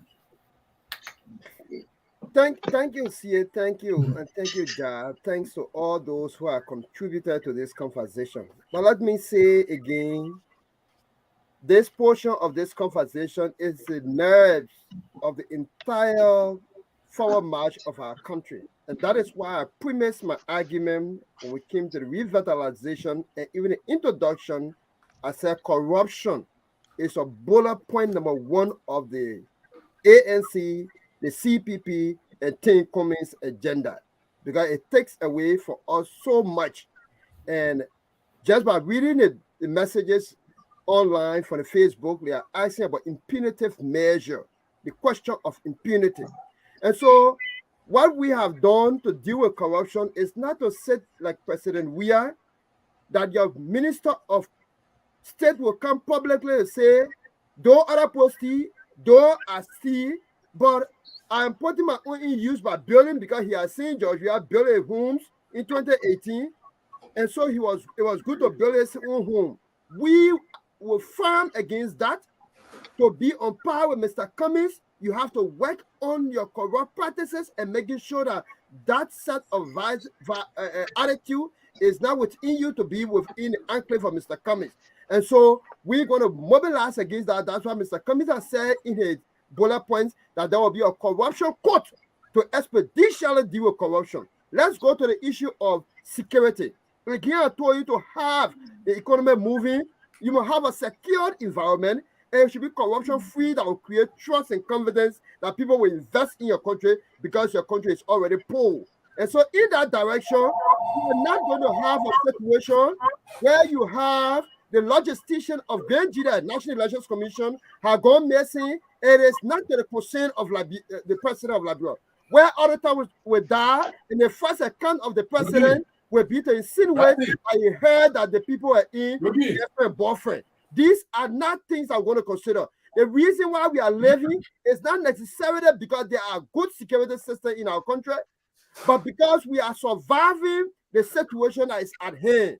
So when people talk about inflation, people talk about corruption and what have you, I have thought that the president who has taken a decisive step, trusting the confidence of the United States of America, after the 3 sanctions officials, to have dismissed those officials. But because he's an accomplice and he's not prepared for the rule of law to be established and accountability to be a key fighter, President Wiasa took no action, but an institution under his authorship, that is the FIU, Financial Intelligence Unit, went and froze those accounts on account of our international partner, the United States Treasury Department.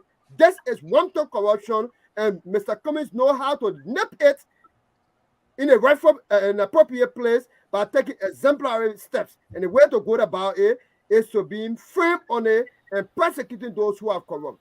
Thank you. And Dennis, with that, we'll take a short break. When we come back, we'll be going to the numbers. Dennis, you agree? Yeah, let me ask Jonathan one question before we go. Jonathan, I have a question here for you. We're talking about impunity and as in the fight of corruption. Who has Mr. Cummings punished on his team? Because Mr. Cummings was not in government, we don't want to hold him. But since he entered politics, where has he set an example of punishing people that are doing the wrong thing on his team? And number 2, is there any clear line of delineation between the Cummings Foundation and the Cummings campaign? Because that too can have some smell of corruption if we don't see a clear delineation between the two. What's your response? So to the Cummings, the delineation efforts between the Cummings Africa Foundation, it's a humanitarian foundation that has been operating far before Mr. Cummings into politics. What I mean is, if the foundation does something, the Cummings campaign is claiming the credit and using that as a way of promoting the Cummings campaign. Is that what's happening here? Alex Cummings is the board chair of his foundation, and if good things are done to mitigate the gaps in government, obviously, any ordinary Liberian will appreciate Alex Cummings for that, even if it is not political. And we don't intend to make it political, but we are recognizing the gaps that people are boasting of, and that is why we have to mention some of these things that are intervention meant for the good of Liberians. It is not for foreigners, by the way. But your last point, the point you raised first, and just recap quickly. Yeah, who has he punished for doing the bad thing on his campaign team? Or his what is the record of punishing bad behavior? Or just holding people accountable since he came to political life? Mr. Cummings has held people accountable, and in the most recent, just to have the conversation fast forwarded, it is not necessarily corruption, but on the brink of a distinguished brother, Ava Topa, and the book scenario. He took the stand, and Ava Topa left his job. I mean, because it was not because he was corrupt, but because the description and the manner and form the book went in did not say morally right the position and proximity with Mr. Cummings. And so Ava did not do anything but Cummings succumbed to pressure. Is that what I'm hearing from you? That Ava did not do anything. I say he was not corrupt. He did not. I mean, he didn't do anything wrong, but Cummings succumbed to pressure. Is that correct? He was not on a stolen basis, but his proximity with Mr. Cummings and the narrative of the book did not serve the women community of Liberia perfectly, and in moral judgment, it was not upright for Cummings' perspective. And so that is what I say. All right. At this time, we will take a short break. When we come back, we'll be talking numbers. Say again. Yeah, no rebuttal. No rebuttal for this segment because of time, gentlemen. We're going 1 hour 40 minutes. Decisions in NIMA. The CPP. There were two we have to rebut. Yeah, right, man. We'll give you guys 30 seconds. Okay, I get it. No, 30 seconds each. 30 seconds each. Okay. Go ahead, Mr. Joe. Here's the thing. I mean, I'm so disappointed in Cummings. I thought he had good judgment.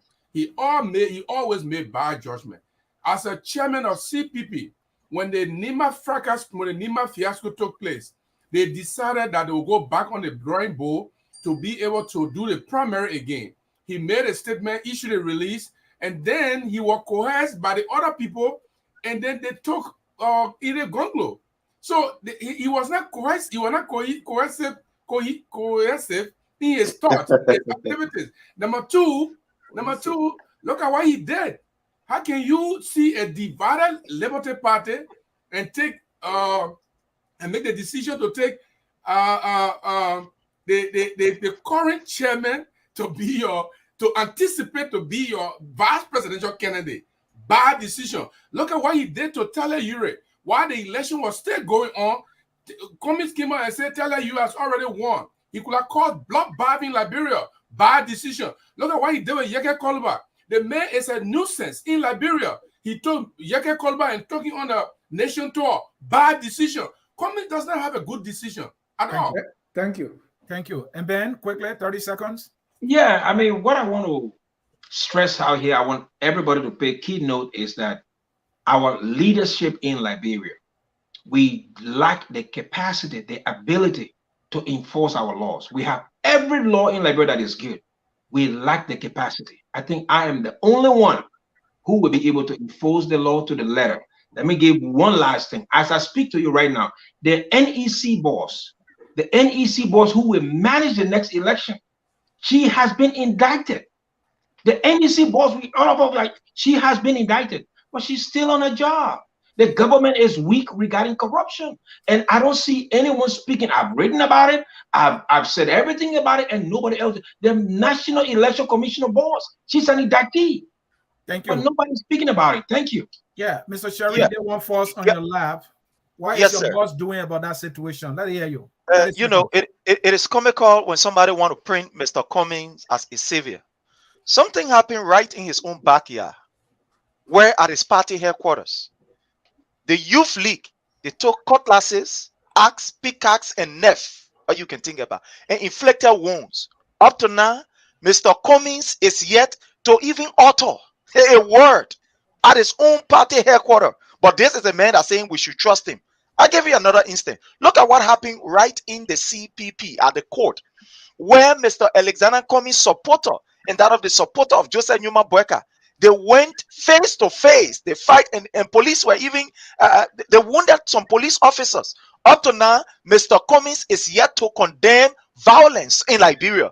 This is a man that you say we must take serious. We must give him Liberia. No, we got to be serious with Liberia. And we cannot trust him. Raise an issue with the National Election Commission boss. I thought you were going to address that. Can you please? Let me say this. You know, we have rule of law in Liberia. When people are accused, you give them the opportunity to go through the process. This president will not be a dictator like others are pushing him to be. He will make sure he follows the rule of law. Today, we are grateful that we have oppositions going to the court, and they have issues to be settled at the court. So we will use the process as laid down by our laws in order for us to be able to get to people who it is alleged that they are involved in act. And this government will not act based on, you know, the power of the president or his influence. Let me correct that the NEC lady went to court and she won her case, right? It was Thank you very much. Because they said it was not established. What she was charged with was not according to our law, and that's why the case was I have to interject. The NEC boss, when she went to court, this is what the court said. The court said the LSCC has no authority to take her to court. It's the government of Liberia that should take her to court. Right. She didn't win the case. Hold on. The insider trading that she was charged with is not according to our law. It's not within the now within the statutory laws of Liberia. So it was on technical grounds. The court ruled. If they want to do that, they have to start from scratch. No, the court said that the LSCC has no authority to take her to court. It's the government that to take her to court. That's what the court ruled. I followed that case. Ben, I did too. But let's take a short break. When we come back, we're going to go to Oh, No, Dennis, the other people, they are 30 seconds each. Aliu, your 30 seconds rebuttal, please. Let me just say, everybody else other than the CDC that is represented here are decent people. Let me just say that Joshua doesn't want to be a dictator. He was a dictator in the issue of Kabina Jane. He is a dictator when it comes to Yeke Kolba. This is a man who does not listen to his own people. When his people cry foul, foul, the people that he has appointed are now working in the interest of them. He refuses to acknowledge the people until or unless the United Nations or the United States sanction or say something before he will act. This is a man who does not give a damn about the Liberian people. This is a man who rides private jet on the back of Liberian people, knowing that these people, most of Liberian kids will not be going to school this year. This is the kind of man somebody will tell me he's not a dictator. I'm ashamed of you. All right, Mr. Dolake, unmute yourself and 30 seconds, please. Yeah, very quickly, let my brother know that Jeru started this conversation on CPP and he had begun again on CPP. To show the strength in the CPP and Mr. Cummings, we don't see opposition as opponents. So no matter how people try to get at us, we were not going to dignify it from that perspective. The CPP in Nimba County, Mr. Cummings made comment prior to the consensus building of the CPP candidate in Nimba County. And when the CPP built a consensus after the fracas in Nimba, which I serve as head of the primary committee, so I have an in-depth analysis, and then the party follow her decision. To state that Yeke Kolba going with Mr. Cummings in Grand Jide or Liberia going with another Liberia in certain territorial limit of Liberia is a crime. It's fundamentally. We're talking about judgment. The way Yeke carries himself. And I didn't even mention Grand Jide. I said the man went on a tour with a man who is a I come in. You said Grand Jide. I didn't mention all Liberia in the eyes of the law are free to move about. And Yeke has said the reason why he expressed himself the way he expressed himself, because he's frustrated. He takes communication to the legislature. People are not listening to him. But I don't want to make that thing on Yeke conversation. But invite you as the president to attack Cummings and lead thoughts in that manner form, I think it's more of security nature. I come to my CDC brother very quickly. He raised a point just in a few seconds. He raised a point of the Youth Congress. Look, as seditious, they want to question ANC member of violence. When in Bombay County, ANC or birth out of CDC violence that sought United Nations taking records on it. CDC that is branded with negative thoughts. The Senate measure that say you will meet people with blood and flesh. The president that said that nobody will watch the street of Monroe Freedom. You have moral ground to question people. ANC Youth Congress through our leadership met all of the forces, investigated them, took action, and today my dear brother Benjamin Maya is suspended because of that action. This is punitive action that was taken. You don't have moral right to come discuss about the issue of the insecurity in our country, that you have squandered our money on rest subsidy that you should be facing now. We have received 350 million for special drawing rights. And you have done nothing about these things. You stole all the money out of the sanction 3 officials. Thank you. And thank you. Now, And I think that is now, Senator, I get come out of his chair. Yeah, that is a good thing, and we know that an auxiliary of CDC beat a student leader on the 26th of July during our independence celebration. That young man is yet to come to himself, and I don't hold my feelings on that. That was bad. The president disowned his own auxiliary that carried his T-shirt, and there was no accountability whatsoever. We will take a short break, folks. It's unfortunate if you say no accountability. The case is in court. The case is in court. Take a short break, and we will come back. At Focus on Liberia, we discuss everything Liberia, from education to politics, arts and culture, entertainment, agriculture, history, religion, family, and technology. Focus on Liberia uncovers and showcases the best of Liberia and shows the world the truth about Liberia.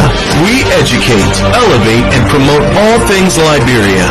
We conduct interviews, panel discussions, debates, and more. Tune in to Focus on Liberia on Facebook and YouTube and be a part of the stories that make up the news.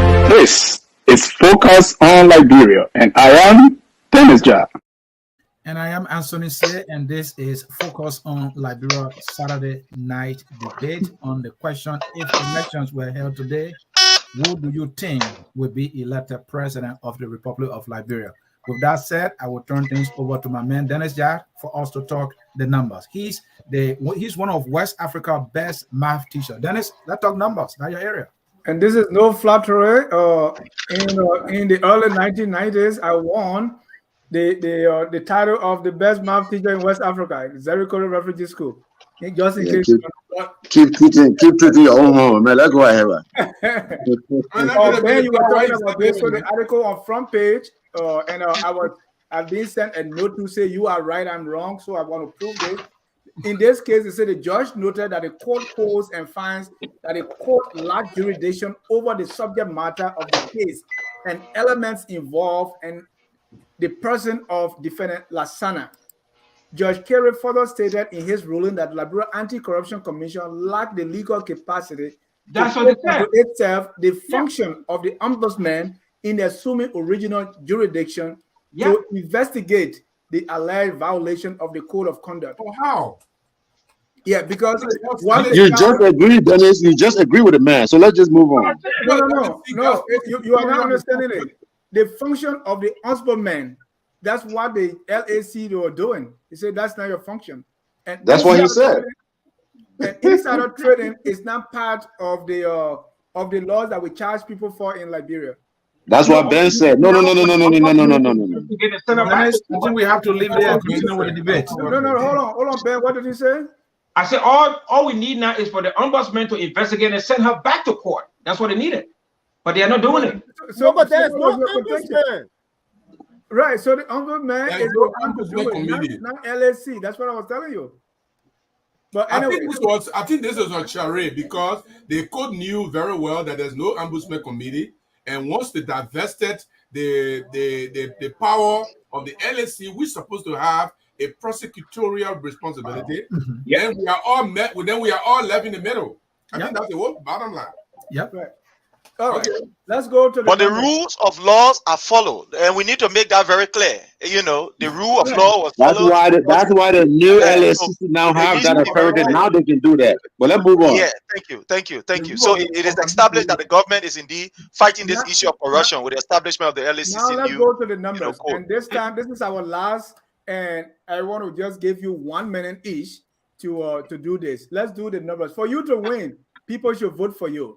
And the numbers should be there to tell us that here are the numbers. This is this demographic, female, young people, whatever the demographic is. These are the country, these are the district, this is the base, this is the party.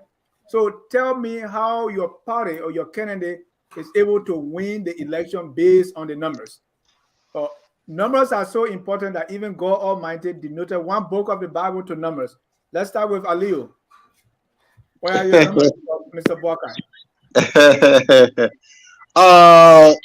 Joseph Boakai, you know, when you said it's such a big question, but I will try my best to address this to your satisfaction. I know Anthony C is hard on his seat and ready to debunk, but listen, Joseph Boakai, I don't want to go to 2017, but we all know, even though it's not an exact science, that Joseph Boakai does have at least, at minimum, 80% of the vote of Lofa County, which is a vote-rich county as well, if we are able to motivate and move most Lofian at voting age to the poll. So when we say the number, it is difficult to quench numbers when the time has not come. I think the voting result is the only thing. We have tonight, Aliu. Go ahead. Okay, now if you're talking about if the election was already here tonight and after the election, then I'll give Joseph Boakai 60% of the total vote. But now, for the benefit of this, let's just do it by demographic, for example, right? So until now, we do not know for a fact who Joseph Boakai's running mate is going to be. That is also a factor that we must take to account. We don't know yet. But if everything stays constant and we're not looking at who running mates are, which they do bring some value to the table, then I don't know. It's a tough, very tough question, and I expect this kind of tough questions from you. Joseph Boakai will be at around 39-40% if election was held today. So we'll be talking about second round. Yes. Aliyu, just for 30 seconds, what is his pathway? So he wins Lofa. Where else would the numbers come from to put him to the 50-51%? Well, we know that we have made a lot of inroad in Bapolu County. We know that Cape Mount is really moving, given the gold mining company and how they are infesting the waters with all kinds of chemicals that are killing their aquatic life.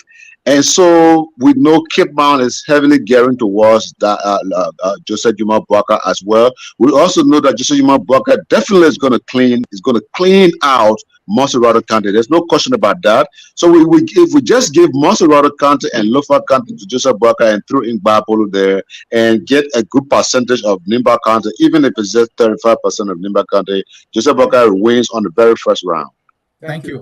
Let's go to Mr. Janitor Tayo Dolake. Janitor, Mr. Cummings, let's do the numbers. What's the pathway? Geographically and demographically, bases, counties, everything involved, diaspora and all. Tell us, where would the numbers come from? Thank you so very kindly. First of all, the number is quite important for this conversation. And let me establish the numbers are measured against social intervention, mobilization, recruitment, visibility, messaging. Those are all different measures that you measure the numbers through. And what we can look to as a primary source of that number, along with the social intervention, will be the 2017 elections. And so Mr. Cummings came into the process, though ANC was in the making, but a small political party to the rest of the traditional political parties. 18 months to election, and he collected 3,000 votes in Bomi County against the CDC with 17 and the Unity Party with 15,000. We have been aggressively engaged since that 2017 election with Bomi County. Bapolu County, we stood at just barely 1,000 votes, 450 against Unity Party of 14th and CDC of 13,000. McGill today had desperately performed in Bapolu County with a corruption scandal. And Senator Nathan, who supported Unity Party, is now the chairman of the ANC, a current senator, so he come a huge wave of support. Nima collected 12,000 votes from there against CDC 16,000, Unity Party 39,000, MDR 107,000. We have been aggressively engaged with Nima Community College and different sectors in Nima County. Monserrado collected 58,000 in 18 months. And what we can say at this time is that the votes are not packed in continuous at the Freeport of Monrovia since 2017. Will only be open 2023. The votes are the minds of the people.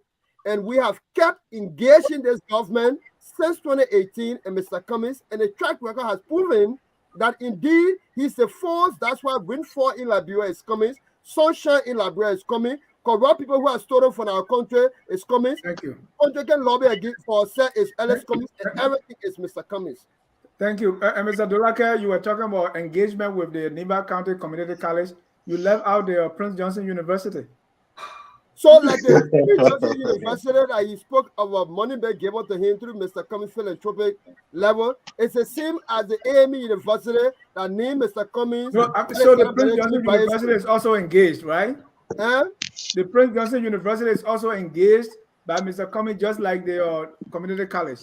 So, like the Prince Johnson requested prior to the Meninsky sanction that Mr. Cummings should happen. Mr. Cummings had AME University that made Alexander Benedict Cummings Graduate School. Thank you. Ben, where are your numbers? I mean, you have West Point? That's for sure. West Point is his. Logan Town, maybe? I want to say this, my brother. You know, it always seems impossible until it is done. Let me start off with this. In France, I want you guys to research this. Ben, go to Grand Crew, not Macron, France. no, hold on, sir. Macron formed his You got 2 minutes. party a few months before the election, but he won the election. Let me go to this. In 2005, we had an election. In 2011, more than 95% of all the lawmakers, they were swept out. In the next election, almost 95% of all the lawmakers, they were swept out. But let me tell you what's happening next. The voters in Liberia, they have been faced with what I call false options, false choices. Let me be frank with all of us here. Boyka, Cummings, they are not the best Liberia has to offer. They are not the best. There are thousands of other competent Liberians out there who I want to be an inspiration for, that they will join me. So it's not where the vote will come from. Liberian people want change, but we have to give them options. We have to show up. We have to make the call. We have to stand up. So I do believe that everybody will be shocked. I believe in the Liberian people, and I know they believe in me because I have a grasp of the issues. How many we have been here for over an hour? How many of you actually put for a plan? He doesn't have it. 51%. Wait a second. How many of these people actually put forward frameworks? How many of these people even know the numbers? Let me say one last thing. One last thing regarding roads. People talk about roads in Liberia. Listen to this, my brother. Ben, you are leaving the question, please. This is my end. You are leaving the question. This is my end. We have 10,600 kilometers of roads in the entire Liberia. Only 657 kilometers are paid. Thank you. And that's why they're going to vote for you. So do you have a track record of building roads? Well, I have a track record of doing what is right and standing up. When was the last time you were in Monrovia, Ben? Well, I will tell you this. The last time I was in Monrovia was just a few years ago. What year? Call the year, please. 2018. Make it remember that. Let us be faithful. That is the unquestionable independent. Mr. Jim, let's come to you. We're talking numbers here. I was going to Prince. Oh, you are going to Prince? Yes. Oh, Prince should be live. He's the boss. Mr. Sherry, go ahead. Right? You're planning. Yes, sir. Mr. Juru, I want Mr. record for saying he will win the 65%. Okay. Prince, go ahead. Let me hear what Prince got to say. Mr. Steele, I'm going with Prince. All right, Prince. Yes, sir. You know, it is very clear, transparent, that the number, like someone said, don't lie. So they are here. Okay. When you look at this gone 2017 election, you will see that the CDC won 14 and a half county. 14 and a half county. The records are there. I'm looking at it. In the 14 and a half county. Yes, the second round. 14 and a half county. Even in the first round, we talked. Now, when you look at the Liberian people responding to the party, at the time this man was now president, he has not built road. He has not built their hospital. He has not given their children the opportunity to attend the University of Liberia free without paying dime. He has not paid their, WAS fee. Now that he is doing this thing, look at the by-election that have been conducted. Over the period, you will see that these people that are talking, these oppositions, they have decimally performed. It is the independent political parties, these grassroots political parties that are phoning their way to the CDC. They are the ones that performed exceptionally as compared to, the likes of Mr. Alexander Cummings. Look, somebody say if the Christmas will be good, you must know from the eve. Look at these by-elections that have been conducted. How many counties did Cummings win? Look at the by-election. Let's look at the Unity Party. How many counties did they win? So the records are there. And when you look from underground, all of the indicators through, social media, these polls, because they help us, all of these polls that have been conducted, you will see that CDC is taking a very, very, very lead. I mean, what gap the CDC is leading on all of the polls that have been conducted? I mean, independent stations, even right here on your own station. If you conduct a year, you will see that the CDC is in a wide lead because of the tangibles. Because of the tangibles. We are doing the things that the Liberian people want. Yes, there are challenges. I'm not going to sugarcoat it. There are challenges, but we are making sure to do what the people want. You're talking about road. You're talking about the health sector. You're talking about education and etc. Yes, sir. Follow up on this for you to conclude. Yes, sir. The by-elections of recent. Yeah. Your party has made a conscious decision not to put forth any candidate with the name CDC. That tells me that the CDC now understands it's not as popular as it used to be. So No, it's no, running away from its own name being on the ballot. What no, does that sir. tell you? That the CDC is popular and is doing well, or is it declining? The CDC is very popular. Popular in the sense that, let me tell you, see, we understand the political games. We understand the political games of Liberia. And in order for us to be able to win this, a one-term victory, we must be able to give others the opportunity. You see, the CDC is collaborating with other political institutions. And we don't want to be like the greedy hunter, where you want to take all. So what we do, we give chance to those other political parties who are in our line, who are with us. So if you see that the CDC is now putting name up there and it's, supporting other candidates, you must know that, my brother, that we are collaborating with other political parties. And this is what will bring us the victory. Thank you, Dennis. Thank you. And Ben, don't feel bad because the people you didn't call your stronghold. Wherever monkey died, I own. Whoever monkey pass away, that will take it. Mr. Jero, what's your pathway? First of all, Prince, most of the people that CDC try to put their name behind, they are independent candidates. They are not from other parties. So we just want to set that record straight. The recent case in Lofa County, he was an independent candidate. And CDC hid themselves behind him to be able to get glory out of him. But let me just say this. For me, I believe that the only person that can beat George Weah is Tiawan Gonglo. And this is why. If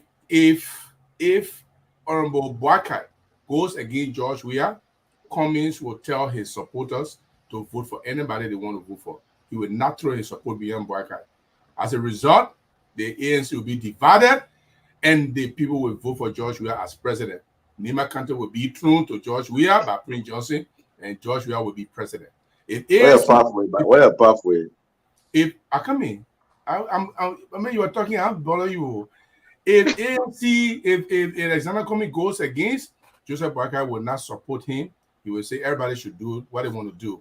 As a result, Nima will vote for George Weah. The rest of the people will be split, and George Weah is president.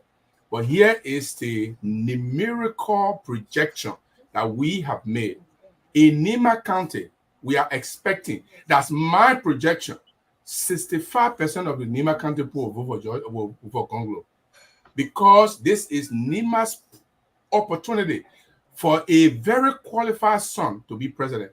So at least 65% will vote. We are looking at 40% in Moserado because Gonglo is more popular in Morovia. But because Morovia will be contested by all of the parties, so we are expecting that if he even gets 40%, it means he got a lion's share. We're looking at Grand Bassa County. We are looking at 20% in Grand Bassa County. We are fighting in Grand Bassa. We are creating ourselves in Grand Bassa County, and so it might increase. In Riverside, we are going to get 50% because Riverside is grounded. The husband of Ida Gonglo is working very hard in Riverside, so we're taking Riverside. In Bon County, as you know, some of you know that Gonglo's mother is from Bon County. But not only that, they sell it right now. He's in Bon County right now as we speak today. He's touring Bon County today as we speak. We are expecting 30% from there. And even though she has been disrespected, but she's now coming to help George Weah to get Bon County. In Magibi, we are expecting 25% because Magibi people, they know Councilor Gonglo. He has been representing people there over and over.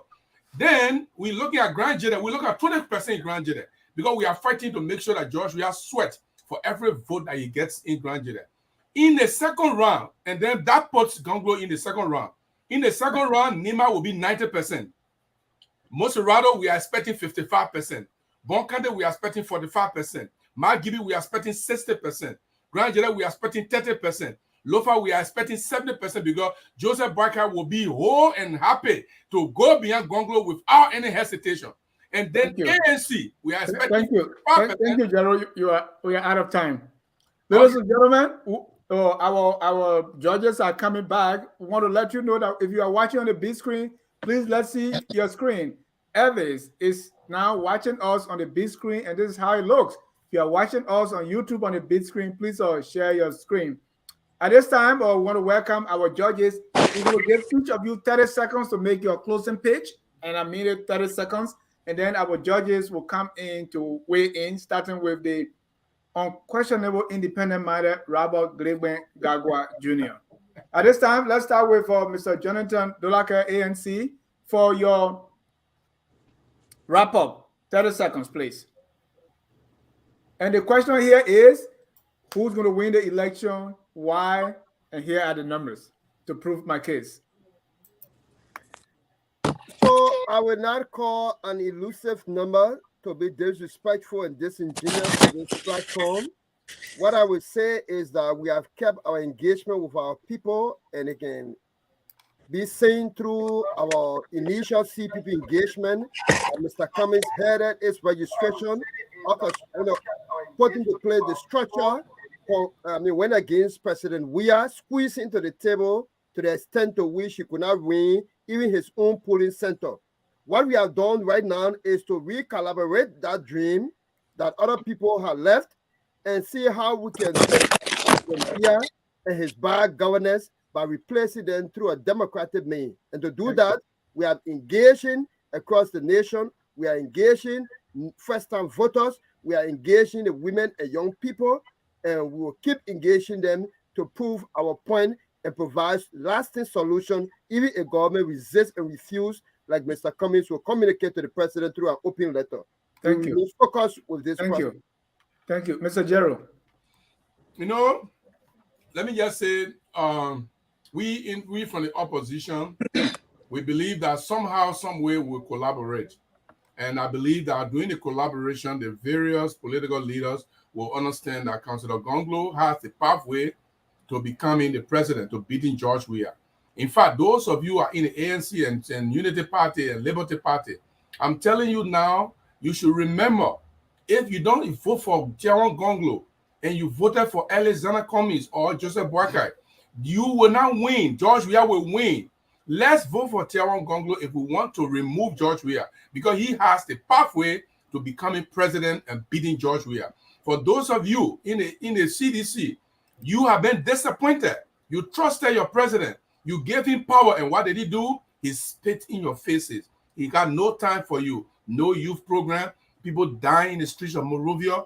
No arrest. Government has no ability to arrest criminals. The Roberts International Airport, the government cannot even put lights at the Roberts International Airport. The airlines are canceling. This is dismay. This is dismal, and we cannot accept that. Let's put Tiawan Gonglo and let's revive Liberia. Thank you.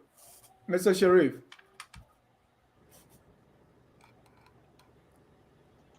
What? How many of us, thank you, how many of us Liberian people that are listening to us, that you ready for Banjawulo, the mayor where to, how you call that area today, and maybe Zawulo, for two of them to be in a church and say they're getting married? I don't know how many of you ready for that particular debate yet. I don't know how many of you ready for Makumba and Yawa to be somewhere and say they're getting married. I don't know whether we're ready for that other debate yet. I don't know how many of you ready for the debate where somebody, the time he was young, the time he was strong, the time he had all of the energy, you gained 40 years of your opportunity. Only for him to come back, the time he is he not feeling well in our Liberia, in the time he's sick, the time he even strong good, then he come back, he say, oh, I finished squandering your opportunity. But again, the way I sick like day, I come back for you to give me opportunity, for you to give me your 12 year or your 6 years life, so I can make it better. I don't know how many of us ready. But the people of Liberia will elect this president based on the tangible. Liberians are not stupid. Like somebody said, one of our illustrious, and very well panelists is there. Nobody's stupid here. We will vote for this president based on tangible. When you look at the era of road connectivity, thank you, Prince. Your time is up. Thank you. The era of health, agriculture, and infrastructure, we will be voting this president based on that. Thank you. Thank you. Mr. Benjamin Kofa-Fania. Yes, every Liberian hearing the sound of my voice, I want to urge you, we should not just say we want to remove George Weah. It's not change for change's sake. We want change for an improved and better Liberia. The first thing I want to say is all of the people who are standing out there say they want to replace George Weah, they have no documentation in terms of their roadmap or their blueprint for what they're going to do when George Weah leaves. All this talk is just talk. Liberians, I trust the decisions that you have made in 2005, in 2011, and the last election. I will tell you this, we need a third wave. Most of the actors we have on the scene now, they do not have integrity. They just use words because they want to use words, and it's time for real change in Liberia. I want to say, everyone hearing the sound of my voice, thank you for being here. Thank you to my host. Thank you to everybody. It's time for real change in Liberia. Thank you. Thank you. Last but definitely not the least is Aliyu Valley Kamara. Aliyu. I think I muted him. Let me unmute him. Go ahead, Aliyu. But why you always muting me? And you were not a moderator. You were trying to moderate, and I needed to exercise my power. Go ahead. You have 30 seconds. Aliyu, before you talk, we want to say our callers, please call in just for 25 seconds. You simply tell us who, if elections were held tonight, who's going to win and why. Just within 30 seconds. Go ahead, Aliyu. Yes, first of all, let me just say I feel very honored to share a platform, especially a noble platform that focuses on Liberia. All of these gentlemen, all of these are highly astute gentlemen. Prince from CDC, how do you call the other guy from ANC, my big brother Gerald, and Ben. I'm very honored to be here. Yes, I agree with Gerald on one thing. Joseph Boakai do love his man, Joseph Boakai, with no doubt support him any day, anytime. Unfortunately, that is not going to happen because Joseph Boakai is going to win the elections. Now, you listen, Liberian people. Everybody here is, huda, kuda, shuda, fairy tales, and a lot of them are imagining, with the exception of the CDC, who has already tried and failed. If age was an issue, if age meant success and agility, George Weah would have moved Liberia by this time on a trajectory of success. Unfortunately, you realize that age means nothing. Of all of us on this platform, the people we represent, Joseph Boakai is the only one who has been tested, has been proven, and has the record to show for it. The living testimonials of those who benefited from Joseph Boakai, a man's economic endeavor that he championed throughout the years. So as you go to the poll to vote, and as you look for a candidate, look for the one with the most experience, and that is Joseph Boakai. Thank you. Just to let you know that Houston Brooks in Honolulu, Hawaii is also watching us on the big screen. If you're watching us on the big screen, please send us your numbers. At this time, we're going to quickly go to our phone lines. Let us again welcome our judges here. We're going to take 25 seconds each on the phone and let our viewers tell us if elections were held tonight, who's going to win and why. The first caller here is Mr. Evans Morris. Evans, you are live. 25 seconds, please. Can you hear me, Mr. John? Yes, sir. Go ahead, please. All right, thank you. I think if elections were held today, I think George Weah will win. And I think Alexander Cummings will come in a distant second and Congo will be a distant third. And the reason I say this is because I haven't seen anything monumental from the sides of Cummings. He gets these endorsements from these, unscrupulous characters, but I don't think he's done anything grand that has shifted the pendulum in his favor. I just want to tell Mr. Dolake, I think he did a great job on the debate today. I think he won the debate. Mr. Juru came a close second. But thank you today. This is a great show. I hope you guys will continue to do this. Thank you so much. Thank you. Let's go to Thomas Kane. Thomas, you're live. 25 seconds, please. Yeah, very quickly. Thanks to you all. Great discussion. So I can say to you that the elections in Liberia in 2023 is going to be close to core because this is an election we are going into without established strongholds. The CDC has been dislodged from Monserrato. I think the pathway is mostly through Nimba County, where Tawongolo will give them a bit of tough time. I think it depending on the southeast, but the numbers are very limited. Thank you. You might think that Walker will not do well in Lofa, but he will do well. So if elections are held today, what I can say to you is that anyone that goes into the second round with President George Weah becomes the president of Liberia. Thank you. And I think the person who stands a better chance is Joseph Walker. Thank you. Let's go to Houston Brooks, who's calling us from Hawaii. Houston, 30 seconds. Yes, hello everybody. Hey, look, I'll keep it simple. If the elections were held today, President George Weah will win because not that he has anything better to give the Liberian people, the opposition themselves. They are not together and they have nothing better to offer to the Liberian people. George Weah will win, and thanks to my brother, Mr. Prince Sherry, for standing his ground. Thank you. Thank you. Let's go to Mr. Camus. If elections were held tonight, who's going to win it and why? Yeah, hi, this is GS Camus. Thanks, Dennis. And Debbie, hi, this is GS.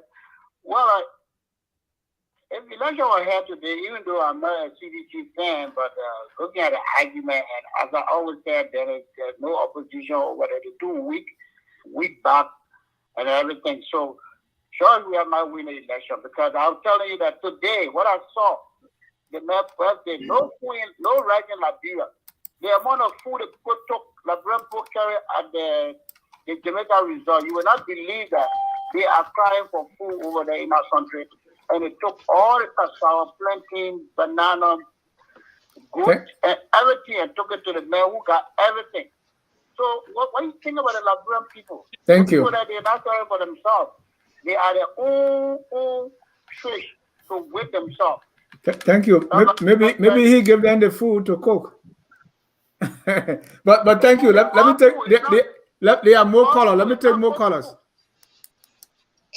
Let me take more colors. We have so many colors here. This one is Cecilia Page. You are live. 30 seconds. Yes, I'm person one year calling from Boston tonight. Okay, go ahead, Mr. Wanye. If election was held tonight, President Weah will win because of a major development initiative around the country. Thank you. Let's go to Mr. Dusik Paul. Dusik, if elections were held tonight, who's going to win and why? Hello? Yes, sir. Go ahead. Yeah, thank you for taking my call. So this election will come down to credibility because everybody's saying the same thing, so it's going to be who is credible enough to do, as the promise. And so many, at least 2 or 3 credible people. That's Mr. Cummings, that's K1 Gonglo, and that's Mr. Benjamin on the platform tonight. So I think Mr. Cummings is going to win it. And if the election was held tonight, because it's going to come down to credibility, and he's the most credible person. And Gonglo second and Ben third, you said? Yes, sir. Thank you. Let's go to how Ben took their place. That's good. The progress. This is this caller from South Dakota. Go ahead, 605 area code. Your name and where you calling from? My name is Mandela Cooper. I call from if election is today, I'm sure I will win because of the controversy around the local road construction. Hello? Yeah, go ahead. Yeah, not local road construction. I will win because the road construction, you know, the rehabilitation they are carrying on, and Georgia is doing well. All of those people who are coming together today, they are not even working together. How can we just hold together? Thank you. Let's go to Adama Galiba. Adama, you're live. Go ahead, quickly. Hey, good evening. I'll focus on Africa, Liberia. Thank you. Yes, election for me, leadership should go with credibility. And ones who is to become a leader should be analytical and visionary person. And based on my conversation with Fanny on this show and past private conversation, I think Ben Fanny can better take the steering for Liberia. So if election were held tonight, who's going to win? Ben Fanny. Thank you so much. Let's go to support and campaign. With my support and campaign. Thank you. I think he would be the president tonight. Thank you. Let's go to Bryant. Is that 515 area code? Your name and where you calling from? Yeah, this is Bryant Brown. I'm calling from Des Moines. Go ahead, Brian.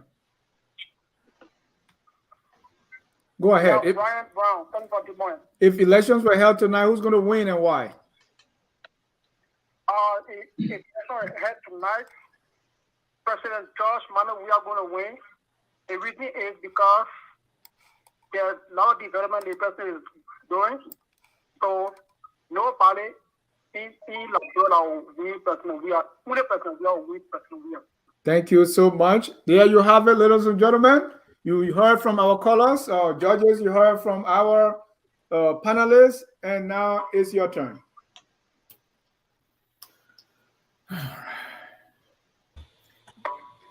Go, Robert. Well, ladies, I was thought that ladies always. Yeah, ladies. Robert, go ahead. I need your energy, so I yield. Well, in that light, then I have to respect that. But look, I thought that it was a fascinating discussion. I was listening very carefully. I'm not sure how many more time. How do we plan on going with it? Because are we going to address each of the guys or what? I'm sorry. You can go in any direction. You can address each of them. You can analyze each of them. Just do that within 5 minutes in a reasonable time frame. Okay, so I was really listening to conversation. I think that these are discussions that are needed in our political discourse, right? We want to get to a place where we're able to discuss the issues. We're able to ask our candidates, those who wants to become president of Liberia, what the vision is and what the plans are, and ask all of the tough questions and whatnot. So I thought it was fascinating. But I will start with the incumbent, Prince Sharif. Look, I thought that he did not do a great job.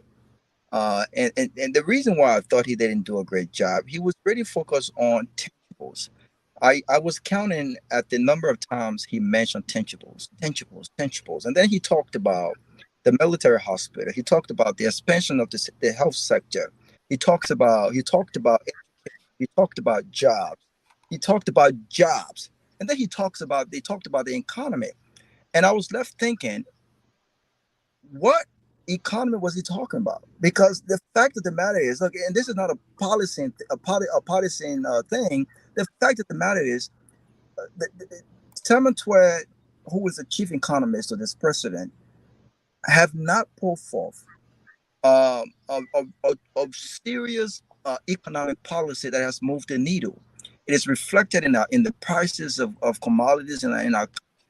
I'm not even going to go too far. Look at the rice issue that's going on right now. He talked about the other candidates not being able to tell Liberians what they are doing. Well, if you're going to ask the other candidates to tell Liberians what they're doing, let me ask you a simple question.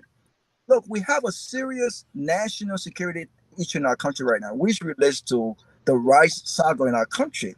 The president returned from the UNDA a few days ago, and he promised that he was going to update the Liberian people. What has happened? Why is it that the president has not addressed this nation with regards to the shortage of rice in our country? So if anyone will be blamed for the inability to communicate national issues with the Liberian people, I think this government has not really done a good job. And when you talk about tangibles, Sharif, I think next time, just for future reference, you need to really state those tangibles. You cannot just say military hospital and Emory hospital in the county.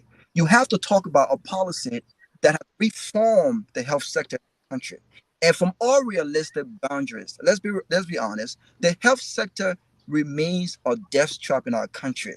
It is a reflection of how many folks have died from acute illnesses that have gone to JFK and other hospitals around the country. And may I just add that the building of new hospitals is not a true reflection of the quality of service or healthcare within that. Let me move to Unity Party. I've said that Unity Party is indeed will be indeed the number one threat to incumbent, right? Because of the fact that they were just in office a few days ago. Wrap up quickly. If you take 2 minutes for each, you'll be talking for 10 minutes. So see if you can. Yeah, I'm trying to go through it. I'm trying to go through it. Right. But I was listening to Ali to really distinguish Joseph Boakai leadership and what that would mean under the umbrella of the Unity Party that had already been given a chance for 12 years, and I didn't hear nothing. He talked about the man being pragmatic. He talked about having the numbers. Well, the numbers, the number game just, it's not a logical, a political argument to make no more, right? Look at what happened in Lofa. And so my only issue with Aliyu is that I don't think that he came really prepared to really talk about Joseph Boakai's plan. The last time I was listening to folks who speaks to the VP, and they were talking about the ARTS plan, the agriculture plan, the road development plan, the tourism plan, and the and there was another thing with the S, right? Sanitation. I expected Aliyu to come out here and expand on that. What does that really mean? Okay, what does it mean? How these plans will be funded? How did the VP plan on achieving those things? I really didn't get that. ASC, I think Jonathan did a pretty good job. My only problem with Jonathan is when he talked about Cummings having a track record. I was amazed when he talked about Cummings' leadership under CPP and how he planned on fighting corruption. Now, I'm a man who just don't believe in what people tell me. It's their action, what they say. What they say must align what they do. It's very critical to me, right? If you tell me that you're going to fight corruption, it's not that I doubt you. I understand belief in Cummings, and I thought you did well today. But there are a few things that Cummings has done that has kept my hair scratching, right? Let's look at corruption. Cummings said in 2017 that doing the same thing over and over and somehow expecting a different result. That's what Liberians have done. He said that the folks, George Weah, Benedict, all these guys, Unity, Joseph Boakai, these folks were bad for Liberia, but Cummings went to bed with them, which to me spoke to his principles. What does he truly stand for? Is he willing to be president at the detriment of his own, compromising his own integrity? It speaks to desperation. But look at what happened with the CPP. It was under Cummings' watch that the former defense minister in Samarkand, who was already found guilty by a lower court in Liberia for misappropriation of funds, it was under his watch, though he did not necessarily have to defend this man because he came from a different party. But I was amazed when I heard Cummings unnecessarily argue that, look, this man should go and have his day in court. And until then, he was free to run in this as a CPP candidate. But a lower court had already found him guilty. I expected Cummings to take a position as a CPP chair and say, look, as a CPP chair, I will not support a Samarkand candidacy.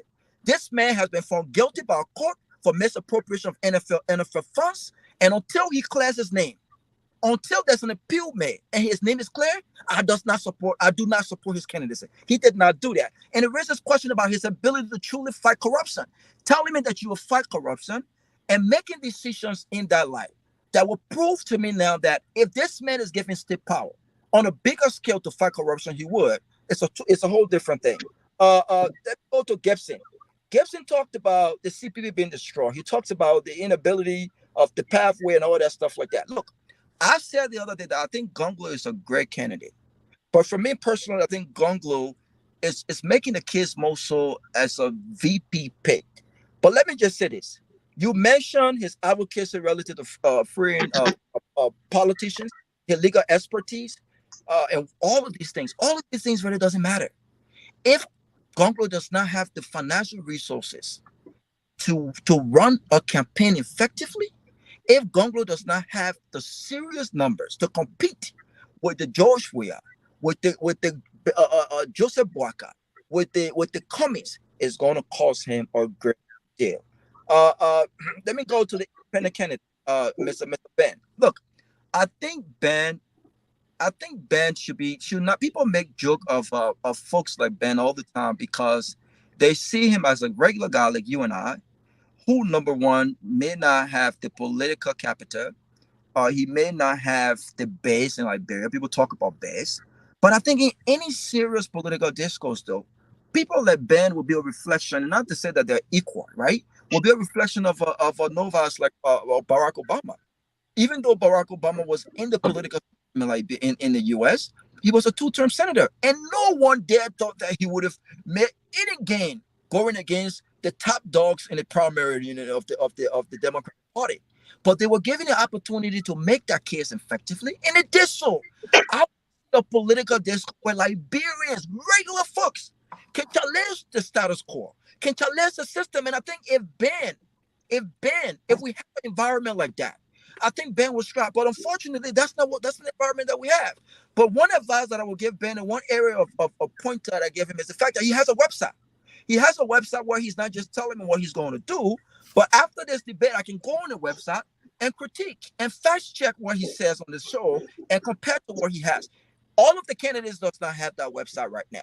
So if I was looking at, and I don't have enough time right now, but if I was looking at all of these pointers, I think that the person who has won the debate tonight, I thought Jonathan, irrespective of what I thought of Cummings, and I thought he did well.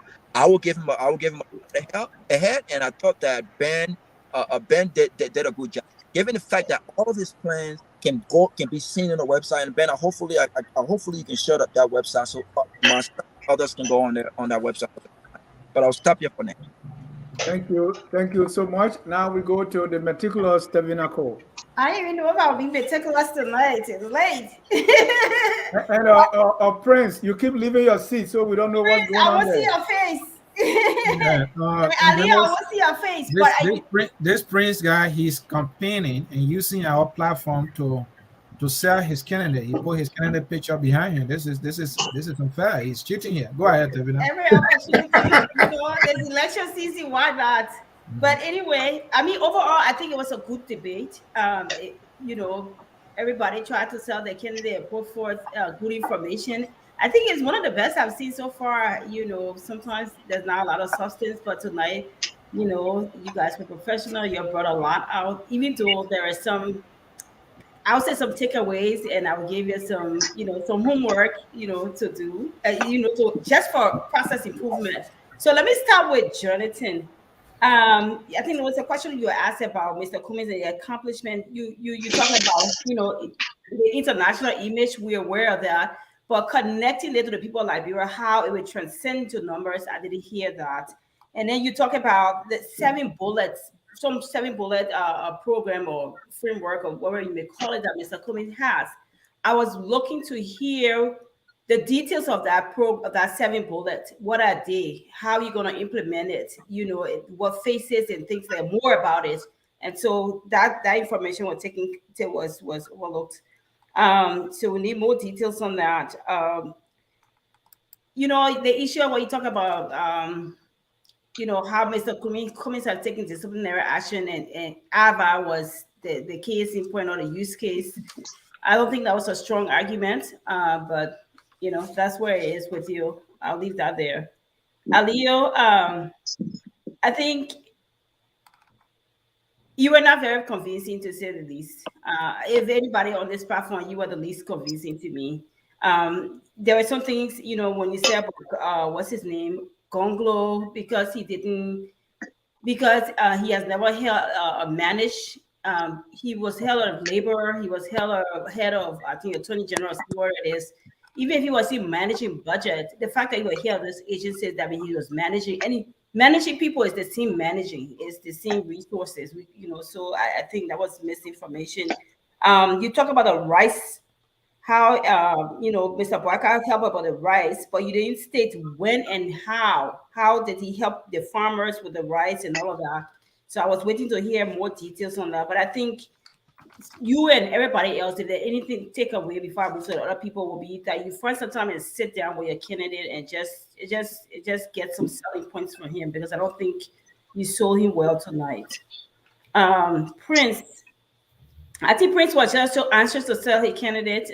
So the first question he asked him, who will win? If Mr. Williams will win,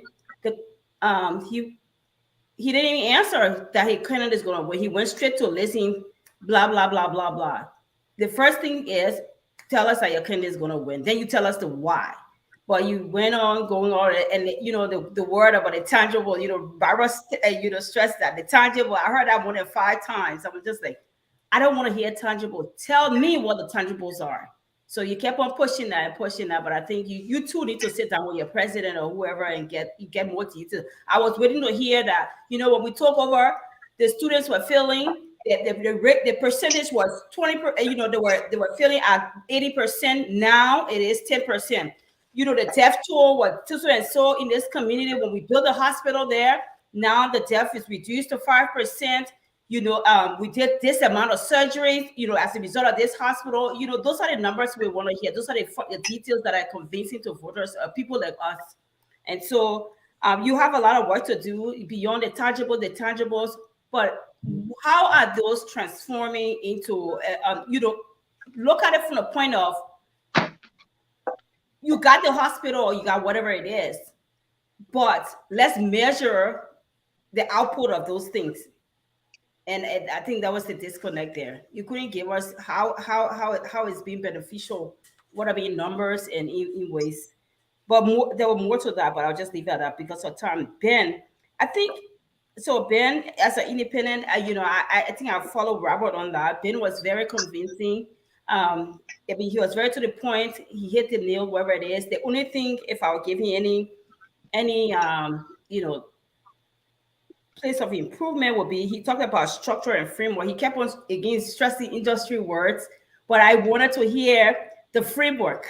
I want to hear the details of the framework and how you're going to implement the framework, the methodology.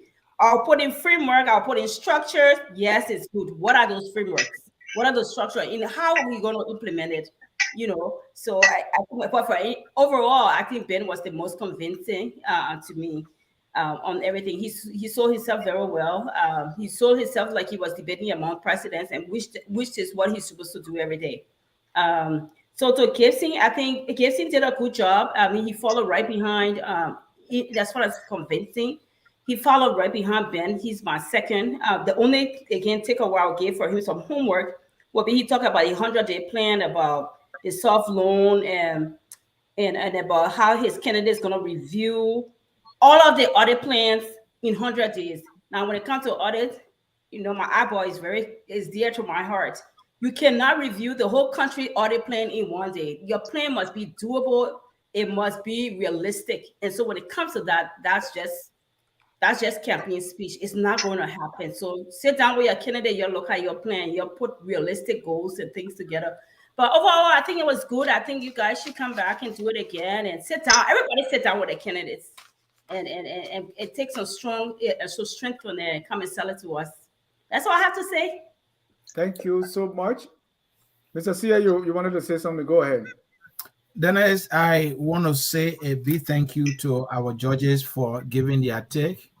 And I agree with most of what they said. I think the candidates, the debaters did what we asked them to do, and they should listen to our judges. What they said. Can I get one advice to Gibson, if I may? Just one. Go ahead, Robert. Even though you didn't come in my first or second, but I think you will be third. But you have got to be realistic. The campaign have got to be realistic. I've been speaking to folks from the Gonglo camp, and that's what I've said to them. Realistic. You talked about 55% in Maserati County. You're giving these huge numbers, my friend, and I'm thinking, what? Grand G that you talk about Numerical. Look, I understand the relationship there, right? But you've been very ambitious, and to some extent, you know, unrealistic. So I'm not sure if this is a true reflection of what the Gonglo camp actually think, that they can actually get 55% Maserati County if the election was held today. I don't think that. So I think what will bring up guys that you guys move forward and the decisions that you make, whether or not it will be better one for president or vice president, because I think it brings a lot to the table. It's unrealistic about your chances, not making a political mistake with regards to the very first decision you make. Running as a presidential candidate, or is it best fit to start off as a vice presidential candidate? If you ask me, and if I was advising Gonglo, given what he brings to the table, I would definitely advise him. I think Cummings will run with him quick. I think Joseph Walker will run with him quick, but he has to be realistic. And Rabbi, I don't know why you have become this advocate for Tiawan Gonglo being a vice president. He's running for president, allow him to run for president. But I was just trying to say, our debaters tonight, they did well, and what our judges said, you should use that to improve yourself. Then it's what I've realized is that people decide to campaign or be a surrogate for just about any candidate. They have never and ever talked to that person, and I don't know how they do that. How in the world they do that? That is why I'm not in party politics. How can I say I'm campaigning for Joshua? I've never talked to the man. The man does not know me. I'm kidding myself. I'm going to his mother's grave on his birthday, and I'm saying I'm campaigning for him. I want to know what's in this man's head to put my reputation on the line. What I'm saying is, folks, if you do that as a surrogate, it will serve you well, because you can be the best advisor to the very person you're campaigning for. You have your own thoughts, but you are leaving that aside because you want to project this. When you put your thoughts in him, and you guys can refine that, when you come, it will be like you are projecting your ideas that have been refined by the candidate. So you not only second guessing that what Ali was doing here. You're talking about technology. Bwaka have never said anything about technology because he has never talked to Bwaka. He's never in the room. How you talk to people in the Bwaka scam? It will serve you well if you talk to your candidate. Can I come in, please? 30 seconds. I think I need to put a disclaimer. All right, go ahead. So my analysis tonight was based on what I heard. Mm-hmm. I didn't say if election was today, Ben's gonna win, or Mr. Chiru. So let's make that clear. What they argue today, how it's gonna transcend into vote tomorrow, that's a whole different discussion for another day. Right. Yeah. Thank you. Guys, I gotta leave you. I'm going to a week. I gotta leave you. Hold on. We thank you so much. We want to get to all of you, and that's what the debate is based on. Everything that we are saying here is based on what you told us. We are not looking into. So thank you for making that. At this time, we're going to go to our panelists. Just for, again, when I say 30 seconds, you guys don't listen to me. But make your closing comment in 30 seconds. Let's start with Mr. Gerald. Yeah, thank you. Thank you very much. Look, this is the system I'm used to. I've been student debate and all that of stuff, and people's reaction to what you say is perceptional, depending on how the message went across. And I just want to tell thee, I was just trying to say, if it didn't come well, I was trying to say that he would set up a committee that would review the audits so that he would take an action. It didn't mean that he was going to prosecute all of the audit, but a committee would be set up, and the committee would take the audit report and make a recommendation to him so he can act on it. That's what I meant. If I didn't say it that way, maybe I learned it wrongly. But guys, thank you very much, and I accept whatever you said, and I respect all of you panelists. But I got to run to a funeral. Thank you guys. Thank you, Mr. Aliyu. Yes, great. What should I say? Verbal auditing. I like the way I like the way she gave it to me straight. She said, this, which was good. That's how she feel, And I'll take your advice and work on it, But just for the record, when Anthony said we've never spoken with our people, I don't know where he got that information from, because I was spoken with Walker. I knew Walker since 1984.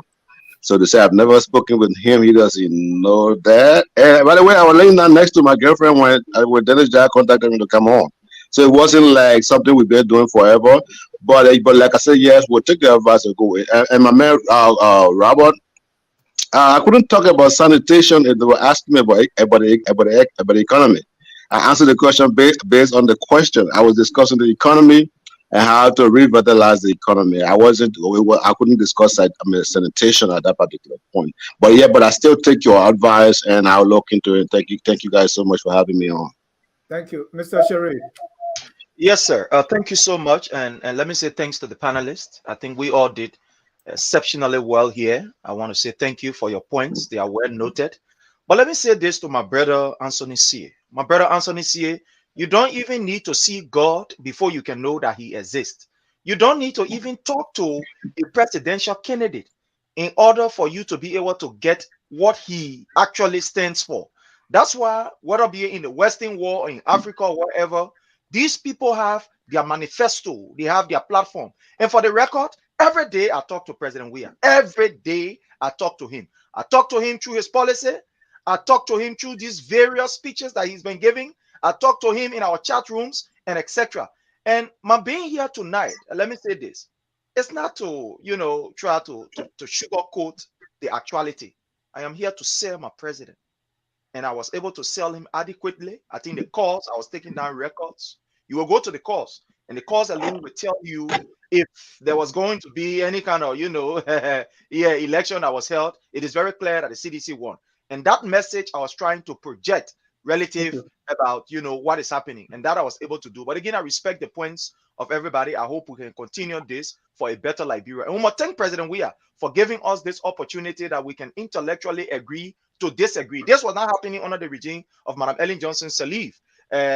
Our own brother Simon Freeman can tell, he was chased out of Liberia. But today, under the regime of President George Manuel Weah, we are having this civil conversation. But we're not having that in Liberia, so we're not taking him for it. It's happening in America. It is happening in Liberia also. It is happening in Liberia also. Thank you, Prince. This is technology. We're taking the inventors of technology. We're not giving John. No. You're giving it to him because he opened space.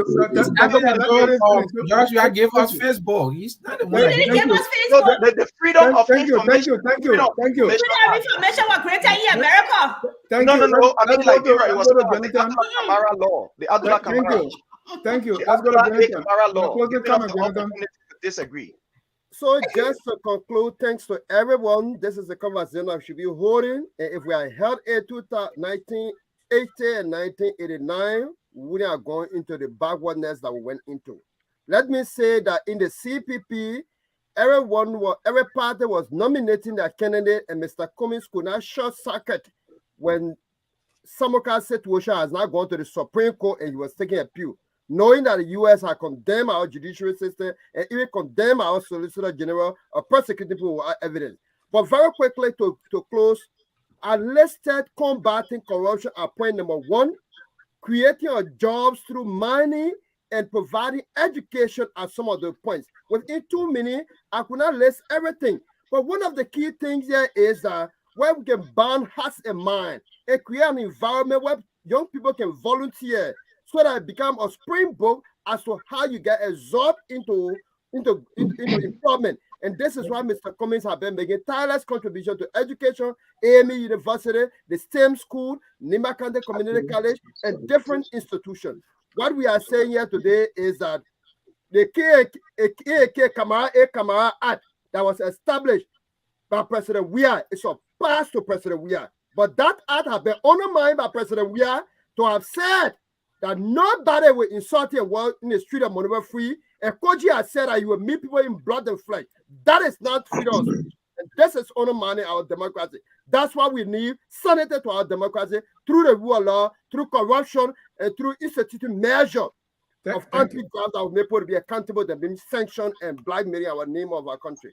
Thank you. Thank you. Let's Benjamin Kofa. Yeah.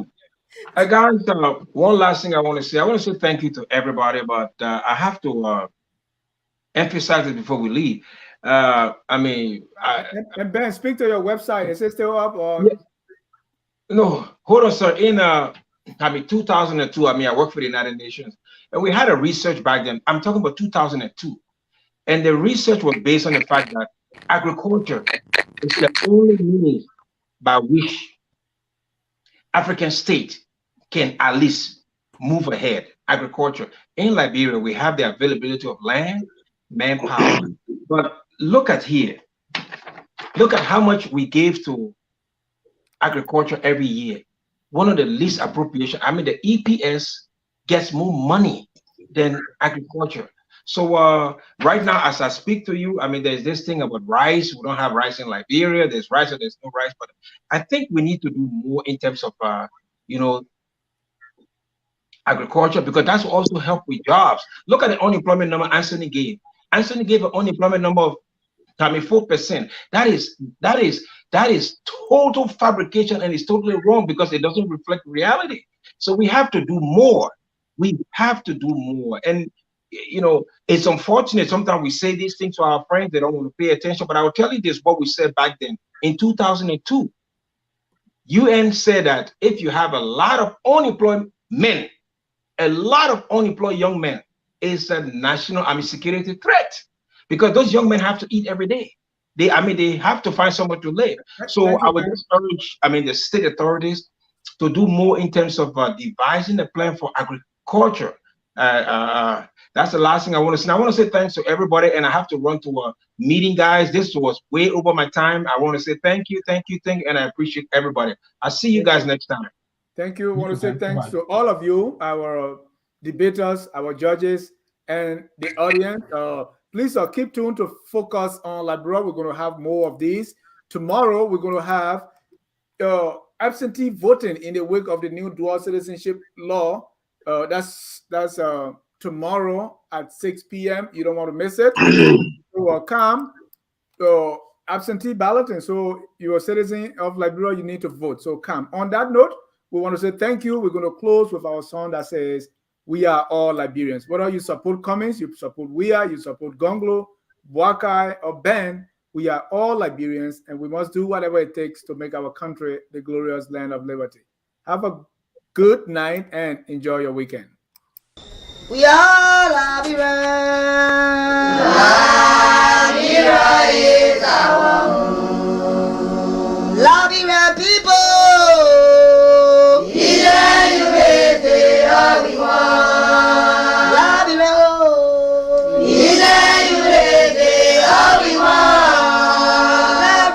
Liberia.